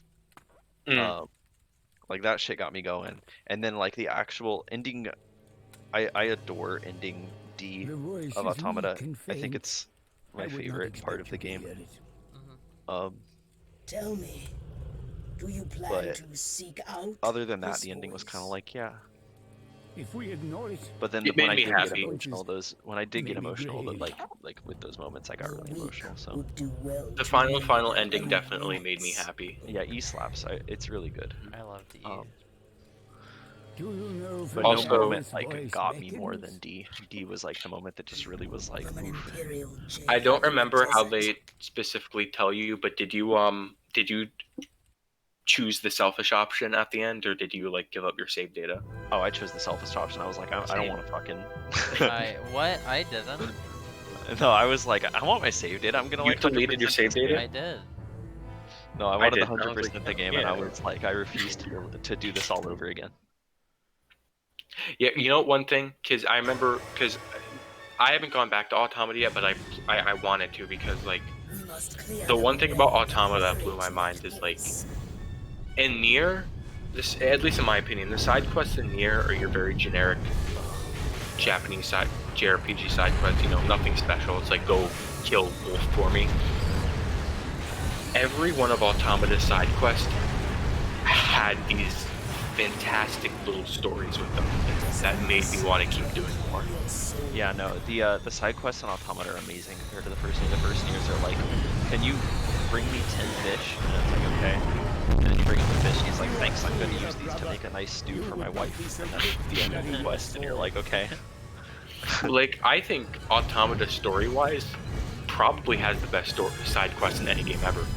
Pretty much, they are the most like well integrated into the world building of any side quest I've seen. Like, they had some of the most emotional scenes for me.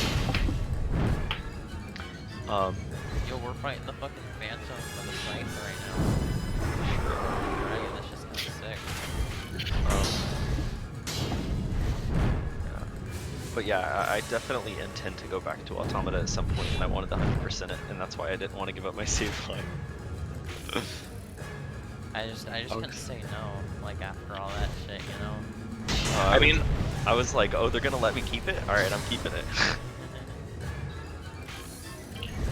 But yeah, like, I was, like, I felt a little bad because, like, I definitely could not have done that fucking credits final boss without the... Oh yeah, no, for sure. Yeah. That game is, whenever eventually a million years in the future the like servers shut down, that game is going to be almost impossible to get into E. Yeah, I don't know what the fuck they're gonna do.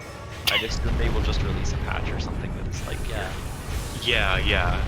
But Jesus. Yeah. And think if you like didn't even have an internet connection or some shit. Yeah, no.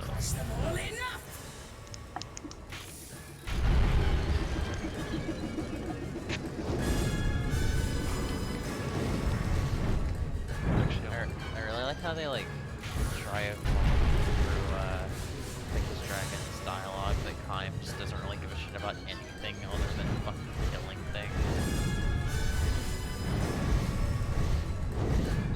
It's kind of sad though. It's just kind of like, I don't use this one.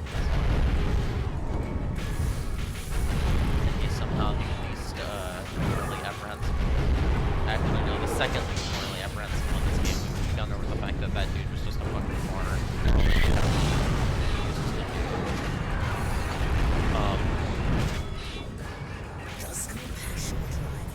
Apparently, okay, so if you play it offline, you still get like the checkpoints, so you just have to keep trying over and over until you can get past each like section, you know? People have done it and it takes them about an hour, it looks like.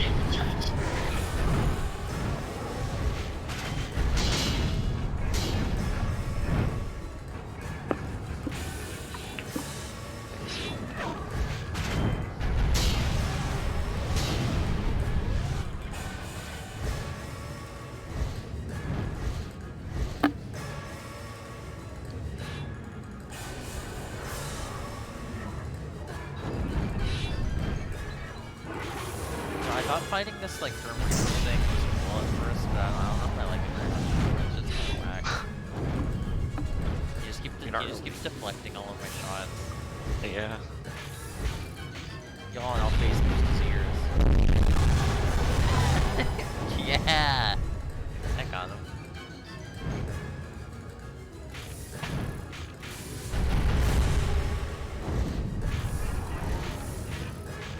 Isn't this game kind of expensive? Yeah, I was looking for physical copies, the other day to like get ready for the stream, and the cheapest one I could find was like $60. Disc only, or? Yeah, basically. I'm curious if Nier has gone up in price. Probably not with the re-release. The first one, it seemed like it was a game that had lots of spare copies lying around because it never seemed that expensive. Yeah. Yeah, like, I just checked, it goes for 40 new. I think I bought it for 30 new, but yeah, I bought it for 40 new like a year ago, so. Yeah, I might bought it for 40, I don't remember. Actually, I could probably look in my Amazon. I remember the Christmas I asked for Automata, like after it came out. My dad also got me the first Nier because he just fucking found it for cheap at the same store he bought Automata at. No matter how much I hear, my 360 doesn't work anymore though, so I can't really play Gestalt I've grown fond of it, I have. Long as it's a woman, huh? Have Gil and Ben got any bids on their stall? Have you seen her eyes? Pretty scary if you ask me. Oh wait, is this the baby Even eater? when she smiles, We'll they're get to her. dead. Me, I feel sorry for her.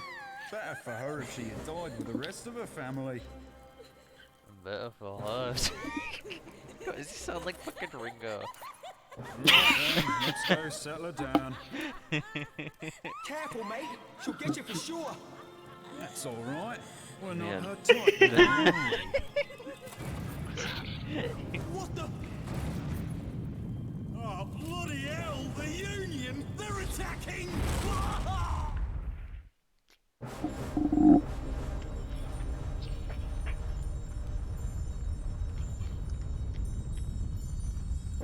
Yeah, I think this is her. I think this is the woman that eats children. Yep, that's her, I could tell by the voice already. Yeah.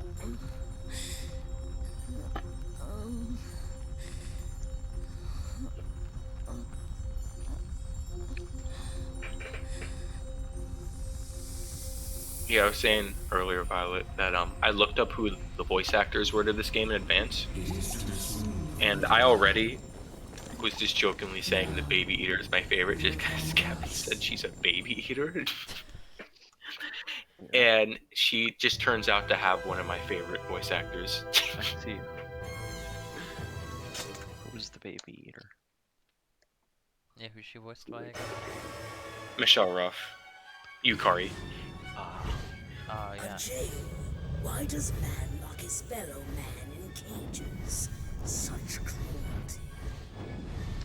Makes you think. Makes you think. I'd go to a convention and ask her, what are your opinions on cannibalism? No. Yeah, but you can't. You have to do that after you meet Ruby Bob at convention and go. So what's your plan?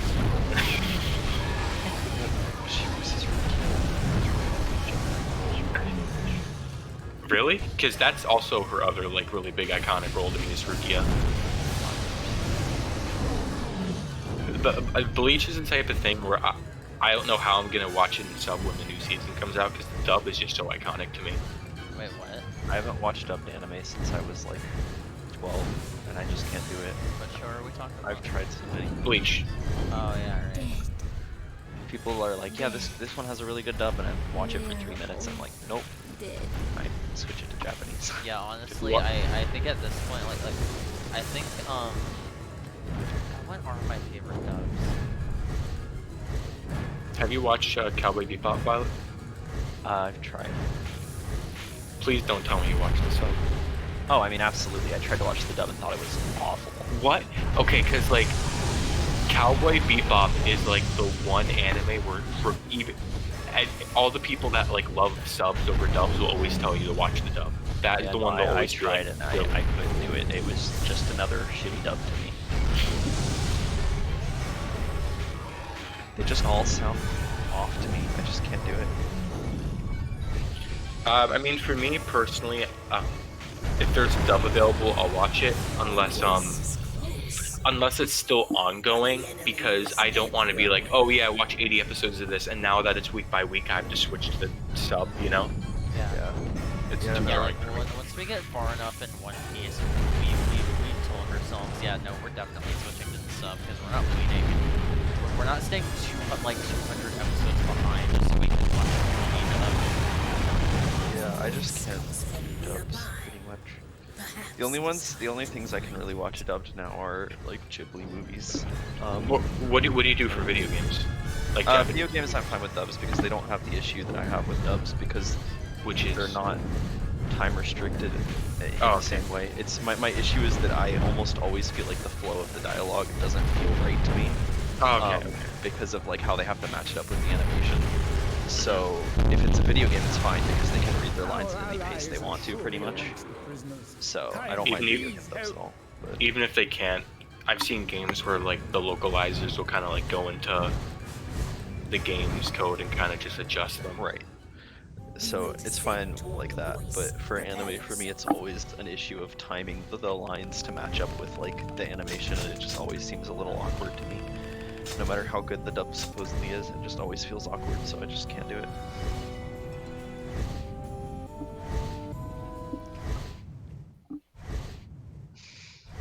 Oh yeah, Violet, earlier, I was talking to Charles, me and Charles were talking about the point you got to The voice has become more Code Geass, unstable where you were just if we like, do not hurry. yeah, I'm dropping this right now. Yeah, we'll see if I go back to it someday. Yeah, and I was saying that's the point. That's like the point where you'd least want to drop it. That's the point where it like goes like fucking crazy. Yeah, I don't know. It was just like I was enjoying the direction it was taking, and then it got rid of the character I was the most invested in. So I was like, okay, I'm not watching this anymore. Similar to how I still haven't watched past L's death in Death Note more than like 2 episodes. Because really? Yeah, because I mean, like, it's just the character that I'm most interested in gets killed, and then I'm just not interested in like watching it set up anything else. How much do you enjoy Death Note?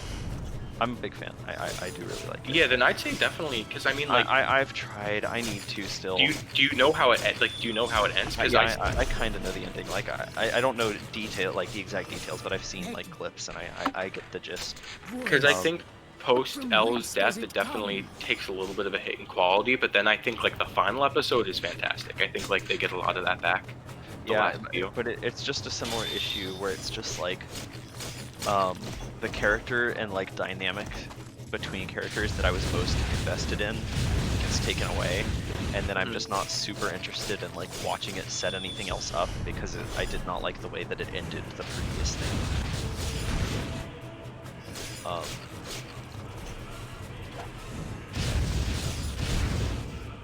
Because I was like super into like watching like Lelouch just kind of be like, I don't know what I'm supposed to do because like what's her name? Yuffie? Euphemia is like pretty like I don't know, like he seemed to like genuinely like agree with some of the stuff she said. It was like I actually wanted to work with her, and then she's gone, and I'm just like, okay, I don't care. That was what I was interested in, was seeing how he was gonna like reconcile with his own beliefs versus like trying to help her. So now I'm just like, okay, maybe I'll come back to this someday.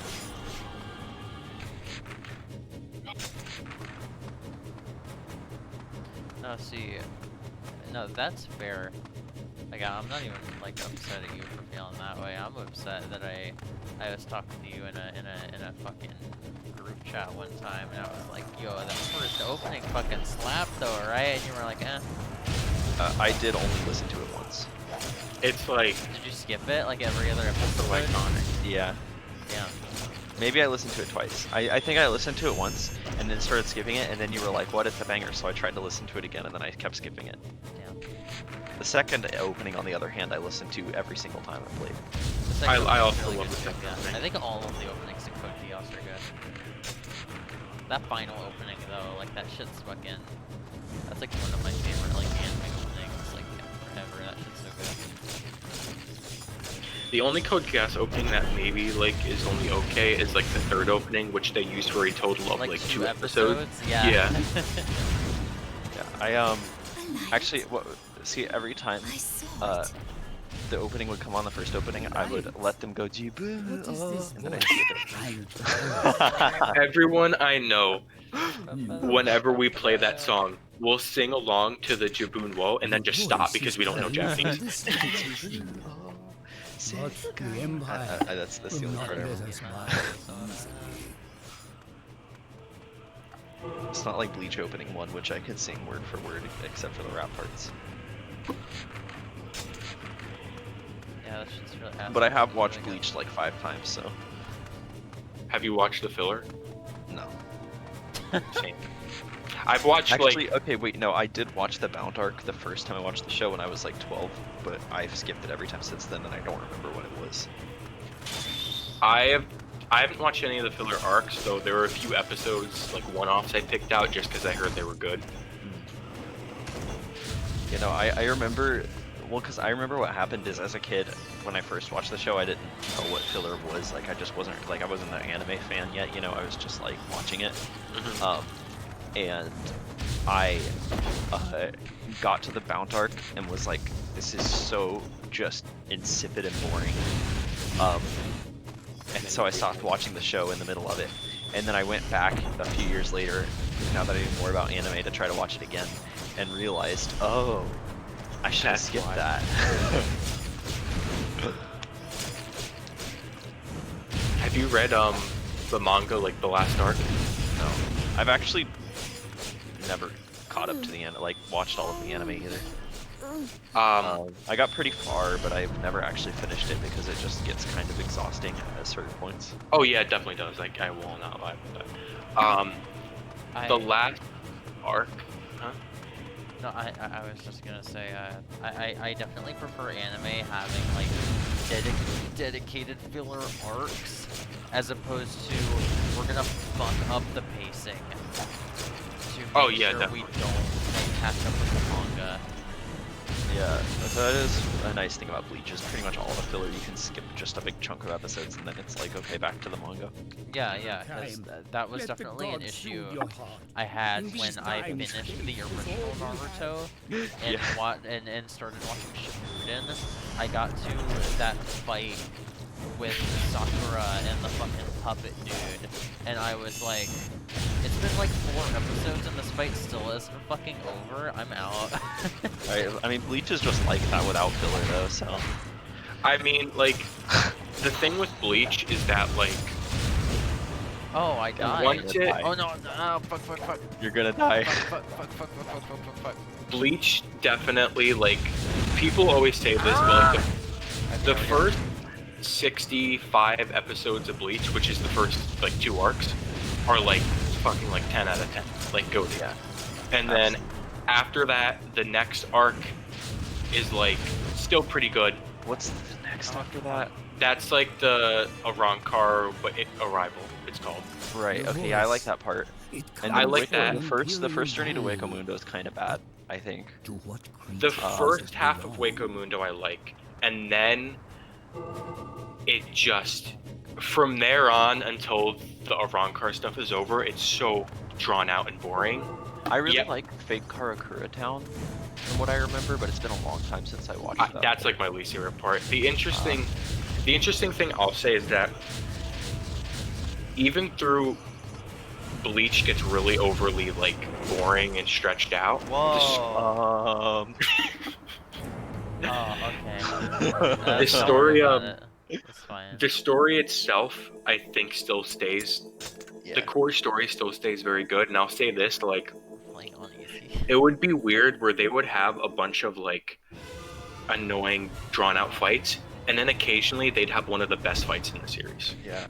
I just remember, see, it's been a long time since with the Fake Karakura, I don't remember if I actually liked that much. I just liked having all of the, like, lieutenants and stuff be in, like, the human world fighting off with people. I just thought it was cool. That's what it was a long time ago, so I don't actually remember. Did you ever get to the final Aizen fight? No. That is one of the best fights in any, like, anime ever. they just go ham with that fight. That's a show that I rewatch the first 60 episodes of, like, probably once every 2 years, if not more frequently. And then I say, this time I'm gonna get to the end, and then I don't. I'm very much looking forward to the last arc getting animated, because, like, okay, the last arc is kind of controversial, because the first 2/3 of it is literally, no joke, arguably the best Bleach has ever been. If not the best, it's equal with the first 2 arcs. Right. And then the last third is like shit. The final fight is probably the worst final fight I've ever seen. I see. Though there is like a reason. I know, like, what was his name? Tite Kubo, the author. Yeah, at the Tite Kubo. I never knew it was. He insists that his name is pronounced Tite Kubo. It is Tite, right? Yeah. I don't know. Okay. No, it I've is. always assumed it was Tite. Oh.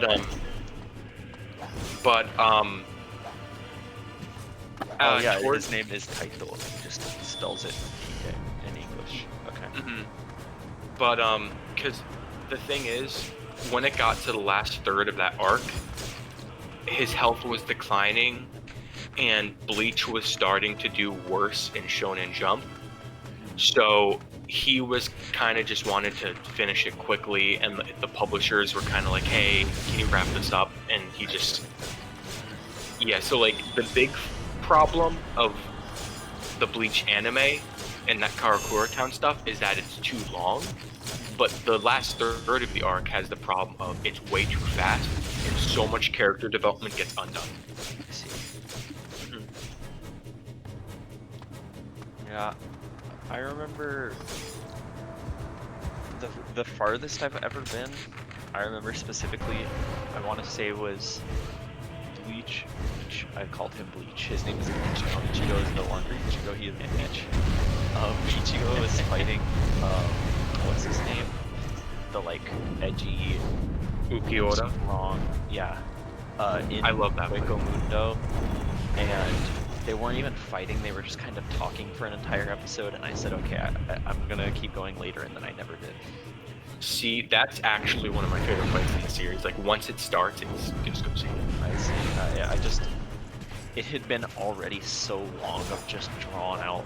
Oh, yeah, So, trust me. by the time totally I got there, I was just like, they're just talking, and then I just never got through it. That's why, and this is like minor spoilers for like the final Aizen fight. Because of the pacing, you're expecting the Aizen fight to be 15 episodes long and drawn out. Right. All I'm gonna say is that the Aizen fight is literally just 2.5 extremely hype episodes of Ichigo beating the shit out of this man. Nice. Yeah, Charles, like, we got hills now. You happy? Because I mean, oh my god. It's like, it kind of got the same issue that I had, at least like parts of it I was watching had the same issue that I had with Dragon Ball, or Dragon Ball Z specifically, although I actually can't stand Dragon Ball Z. But just that the fights go on for 15 episodes and then no one wins. Yeah, or like one person will get healed and then it restarts. Right. Like either both people are basically dead and no one really gets a victory out of it, or like just one person healed or something and then it's like, oh, here we go again. I like comparing Dragon. How far? You said you didn't even. You said you didn't finish Namek in Z, right? Like with how far you got? Yeah, he was fighting Frieza, and I already had hated the first part of Z, the like versus Vegeta and stuff. Yeah. It only gets worse from there. With the fight, like with you talking about what you don't like. Yeah, I already hated like the fight against Vegeta. And then it just felt like it was continuing in that direction with Frieza, so I just said, no, I'm done. I like comparing Dragon Ball to Bleach in the sense that my biggest problem with Dragon Ball is that death is meaningless because everyone's just going to come back to life. And my biggest... How far have you watched? Because eventually they figure out a way to bring people back more than once. I mean, that's just with Goku, No, it's not for Goku. That happens with several characters. That happens with Krillin. That happens with Krillin. Wait, He yeah, died you're right. They twice. bring everybody. Well, I mean, after these Boo, times, yeah. faith is all But we it have. basically makes death meaningless. But my issue with Bleach is kind of the opposite, where characters will literally get torn apart and have so many near-death experience to where you think they died, but they never died. Yeah. And that's another reason why a lot of people like the last arc, because this is a little bit of spoilers, but the last arc is the first time where Taikubo kind of just says fuck it and starts permanently killing people off. I see. Yeah. Dragon Ball is just unfortunate for me because I watched all of original Dragon Ball and absolutely loved it, and then I was really excited to watch Kai, and then I started watching it and was like, I actually can't stand this. I mean, like, I stopped watching a little bit into like the Majin Buu stuff, but which is a weird place to stop because that's I think one of the better parts. But like the Cell fight, I couldn't fucking stand because it was literally. That's like the coolest part of the show. Gohan The Cell fight Gohan is the Perfect worst. Cell Is one of the worst things ever, because here's the thing: it goes on for legit like 11 or 12 episodes, and then they finally beat Cell, and then Goku heals him, and it goes on for another 15 episodes. Oh, now. that's what you mean. Fucking kidding me? I'm just like it's just especially just for me with the pacing of original Dragon Ball, where everything takes like one episode at most, and then you're like, yay, time to move on to the next thing. And it's super fast paced, and a ton of stuff happens, and it's really fun. And then I watched like 30 episodes of Dragon Ball and was like, holy shit, so little has happened. Like, yeah, like Dragon Ball, the original, really, like, it feels like an adventure, but Dragon Ball Z is like, let's go here. Okay, we're gonna fight for 50 episodes. All right, let's go here. We're gonna fight for another 50 episodes. The closest it gets to getting that, like, adventure spirit back is when they travel to that planet to go fight, like, Frieza. But that's only for about, like, 5 or 6 episodes, and that goes right back to fighting. Yeah, I was always kind of interested in, the, like, new stuff, just because, like, the concept of it sounded, like, interesting, whereas the other things were kind of just like, yeah, we're going to a planet to fight, or something like that. Yeah, but I really like the Trunks stuff. I never managed to get far enough, so. Trunks is sick. The Trunks fight is like, the Trunks versus Frieza fight is like my favorite fight in the series, just because, you know, like, I'm sure people agree, but it encapsulates like what are my favorite fights, is one where it's like no nonsense, you just have the hero beating the shit out of this person that's overpowered. And you realize how far they've come. With the Frieza fight is that they were really just charging attacks for an episode and then launching them off, and then they don't do anything, and then it's time to charge another attack for an episode. I mean, I haven't watched it in a while, but I only really remember like that specific thing actually happening in that fight whenever Goku uses the spirit bomb and then it doesn't work. Don't forget that the Frieza fight takes up 1 season. In original Z. Yeah, that's still insane. Because, like, I think what made the Trunks versus Frieza fight so satisfying is that you would watch this dude. You had watched Frieza fights for like 60 episodes, and it was so dragged on and boring. And then he comes back for Trunks, and then you get like a mini heart attack. Yeah, you get a mini heart attack, you're like, oh my god, not this again. And then he just fucking wipes him out 5 minutes.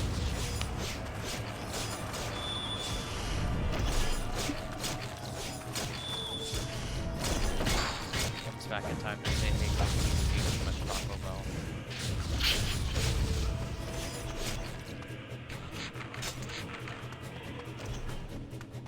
Look after your cholesterol. Like, I honestly think, like, no anime fight should ever go longer than, like, 4 or 5 episodes. Like, even if Goku versus Frieza like still goes on a bit too long in Pi, I still feel like I feel like the reason I like so much of Dragon Ball, like Z and Super and shit, like I feel like even if it has issues, it still has a ton of those moments where I'm just like super hyped about like what's going on. Well, that's the thing is like, I think the only reason I use such strong language when I talk about Kai, like saying I just can't stand it and stuff, is because I really, like, simultaneously really liked it, but also found it to be one of the most miserable viewing experiences I've had. So it was like, I was really excited, I wanted to keep watching more, but also it was hurting me physically. It's just like what you said, the hype thing. It's like, yeah, things could stay hype, but then you start to realize how predictable and formulaic all the fights are, and you just stop having fun. Yeah, I never like, I never went through that, like, went through that issue. It's something I think I would absolutely really enjoy the manga if I read it. Because I think that eliminates a lot of pacing issues, exactly. But I just can't read manga if I don't own the book or like have the book in hand, so can't do it online. Yeah, I mean, like, you, Dragon Ball is the most popular manga. It's true. Is it because you're reading it at your computer, or is it because it's just online in general, not physically?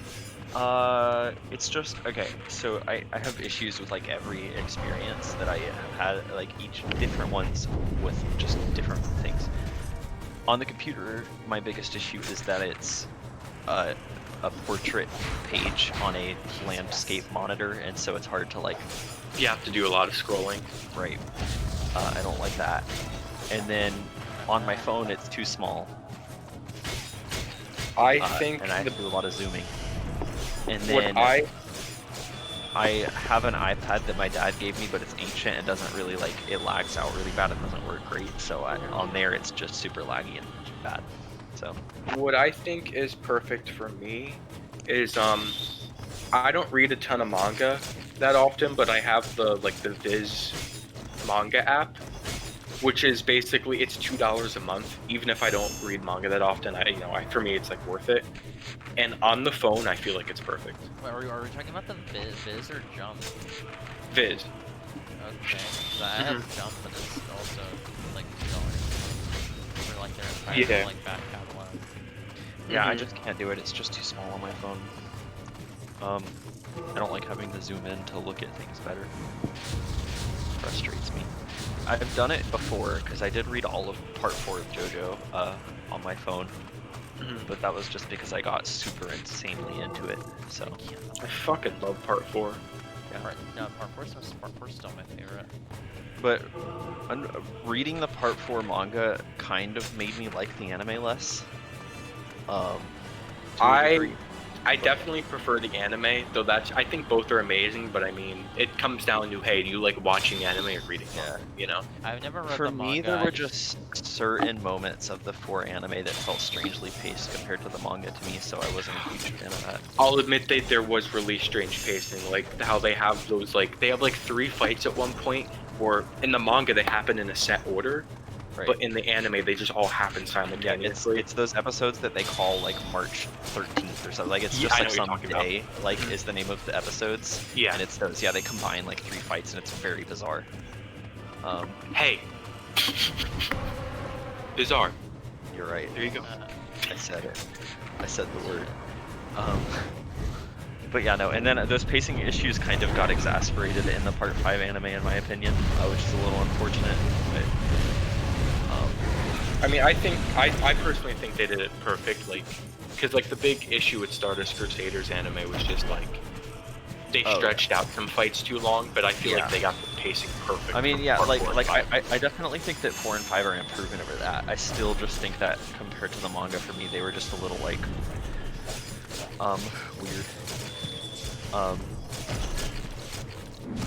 I am excited for Stone Ocean though, just because I've wanted to experience Stone Ocean for so long, and every time I try to read the manga, I just run into the whole I can't read manga on my phone thing. I cannot wait until the anime gets to the ending of Stone Ocean, and it's gonna be everyone just fucking loses it. It's gonna be just wild. It's gonna be a fucking fire. I mean, I don't even know how they're going to it's gonna be interesting seeing how they choose to adapt some of that stuff. They definitely won't like change anything. Yeah. Like story-wise. Yeah, nothing story-wise, just the actual like visuals of it and stuff, I guess. But, yeah, cause so Gavin, you don't know part 6, right? Nope. I'm gonna say this very big. So, Araki was originally had a plan on how to end part 6. In fact, he had already just started the final battle. But then he thought, I don't want to do this. I want to do something completely different. However, he already had set in stone that he didn't have many chapters of Stone Ocean left. So because of that, the final battle is very quick and kind of leaves you unsatisfied. It's a very like, I like it, but a lot of people aren't gonna like it. Wait, is it? I can't remember if it's the end of, because I haven't, like I said, I haven't read Stone Ocean. I just kind of like know things, and I also haven't read Steel Ball Run. I'm trying to remember which part is just like, hey, you want pictures in your dialogue boxes or in your speech bubbles? Huh? I don't know. Don't worry about it. Yeah, I have only read the first like 2 or 3 chapters of JoJolion. I really need to. Yeah. I have a lot of friends that are caught up, and they say that like they kind of like JoJolion, but the biggest issue is that you have to wait so long between every chapter that it's kind of just like. That's what I heard. I just remember, I was obsessed with JoJo in like 2015. I remember I started watching the anime like halfway into the 2nd season of Stardust Crusaders. And that's pretty much the exact same time I started watching it. Oh, nice. I'd gotten caught up, but I was like, I want more. I'm not gonna wait weekly for this to end. And within a month, I read the rest of part 3, 4, and 5. And then I read some of 6. And then after, it took me a year to finish 6, but I eventually did. Though I didn't actually read part 7 until like 2 years ago. You too have a packed beast. And part 7 is fucking awesome. I can't wait for. I know a lot of people say that part 7 is just like beyond being like a good JoJo part, just like one of the best manga they've read in general. Tell me, are there any children here? Oh God. Fear not, they have been evacuated. So there are none here. A pity. Oh my God. They're so sweet. An adult will suffice. Get back. Okay, so she is into eating adults. It's just she has a preference for babies. This man's like, I'm about to exercise this bitch. Damn bitch. This rock spell will hold her, but for how long I cannot say. I will take her with me. Also, are you like stopping? As well as Like, for others. because I'm about time now. I get tired. Yeah. Damn, she really just started to eat that man. Yeah. She tried. She tried real hard. She was like, yo, there aren't any. So pretty. Yeah. She was really like, kids real tasty, and then the old man was like, oh. Stronger. And as pact partner, you too grow stronger, kind. I like that it does not say the name of the dragon. It just says the dragon is now level 2. Yeah, the red dragon. We don't get to know her name yet. Oh, we don't have. Okay. This game has auto save, I think. But did you turn it on or off? I turned Because it on. by default. Okay, by default it was on. I noticed. Oh, I can do optional missions if I want to. Oh boy. Jesus Christ, why would you want to do that? I just want to make sure it's there.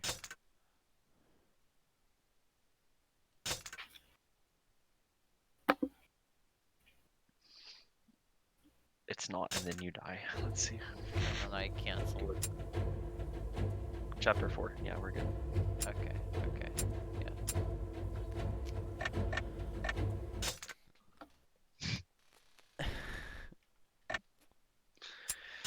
I remember, I think recently in an interview or some shit, David Production. No, I think it was Charles. Charles, I think it was you that told me about this. David Productions was like, yeah, we are animating the horses in Steel Ball Run by hand. We don't care how long it takes to make the anime. We are not using. What? Yeah, but blood, poison, Yeah? eternity, revenge, two, sacrifice, mother, ritual, scarlet, prayers, heresy, hell, solitude. What is happening? What is doing this? What button is doing this? I don't care. Is it a button or was that just happening? What is a world without Footy Eye? That was just happening. Yeah, no, this is no, that's no, spoilers. But anyway, Yoko Taro's real fucking good at that, huh? Yeah, David Pro said that because of that, assuming Part 7 happens, the gap is going to be pretty long between 6 and 7 because they they don't want to do CGI. Because they were like, yo, we gonna do these horses right, or we ain't gonna do them at all. They really just like having huge gaps and then not giving any indication that they are going to continue it until like fairly soon and before the next part starts. Hey, at least by the time we get the announcement, it's like coming soon, you know? Yeah. Did they give any kind of like window for Stone Ocean? No, they just said they were working on it. If I had to guess, going by like the other JoJo parts, earliest fall, latest maybe like March of next year, probably fall. Yeah, sounds right.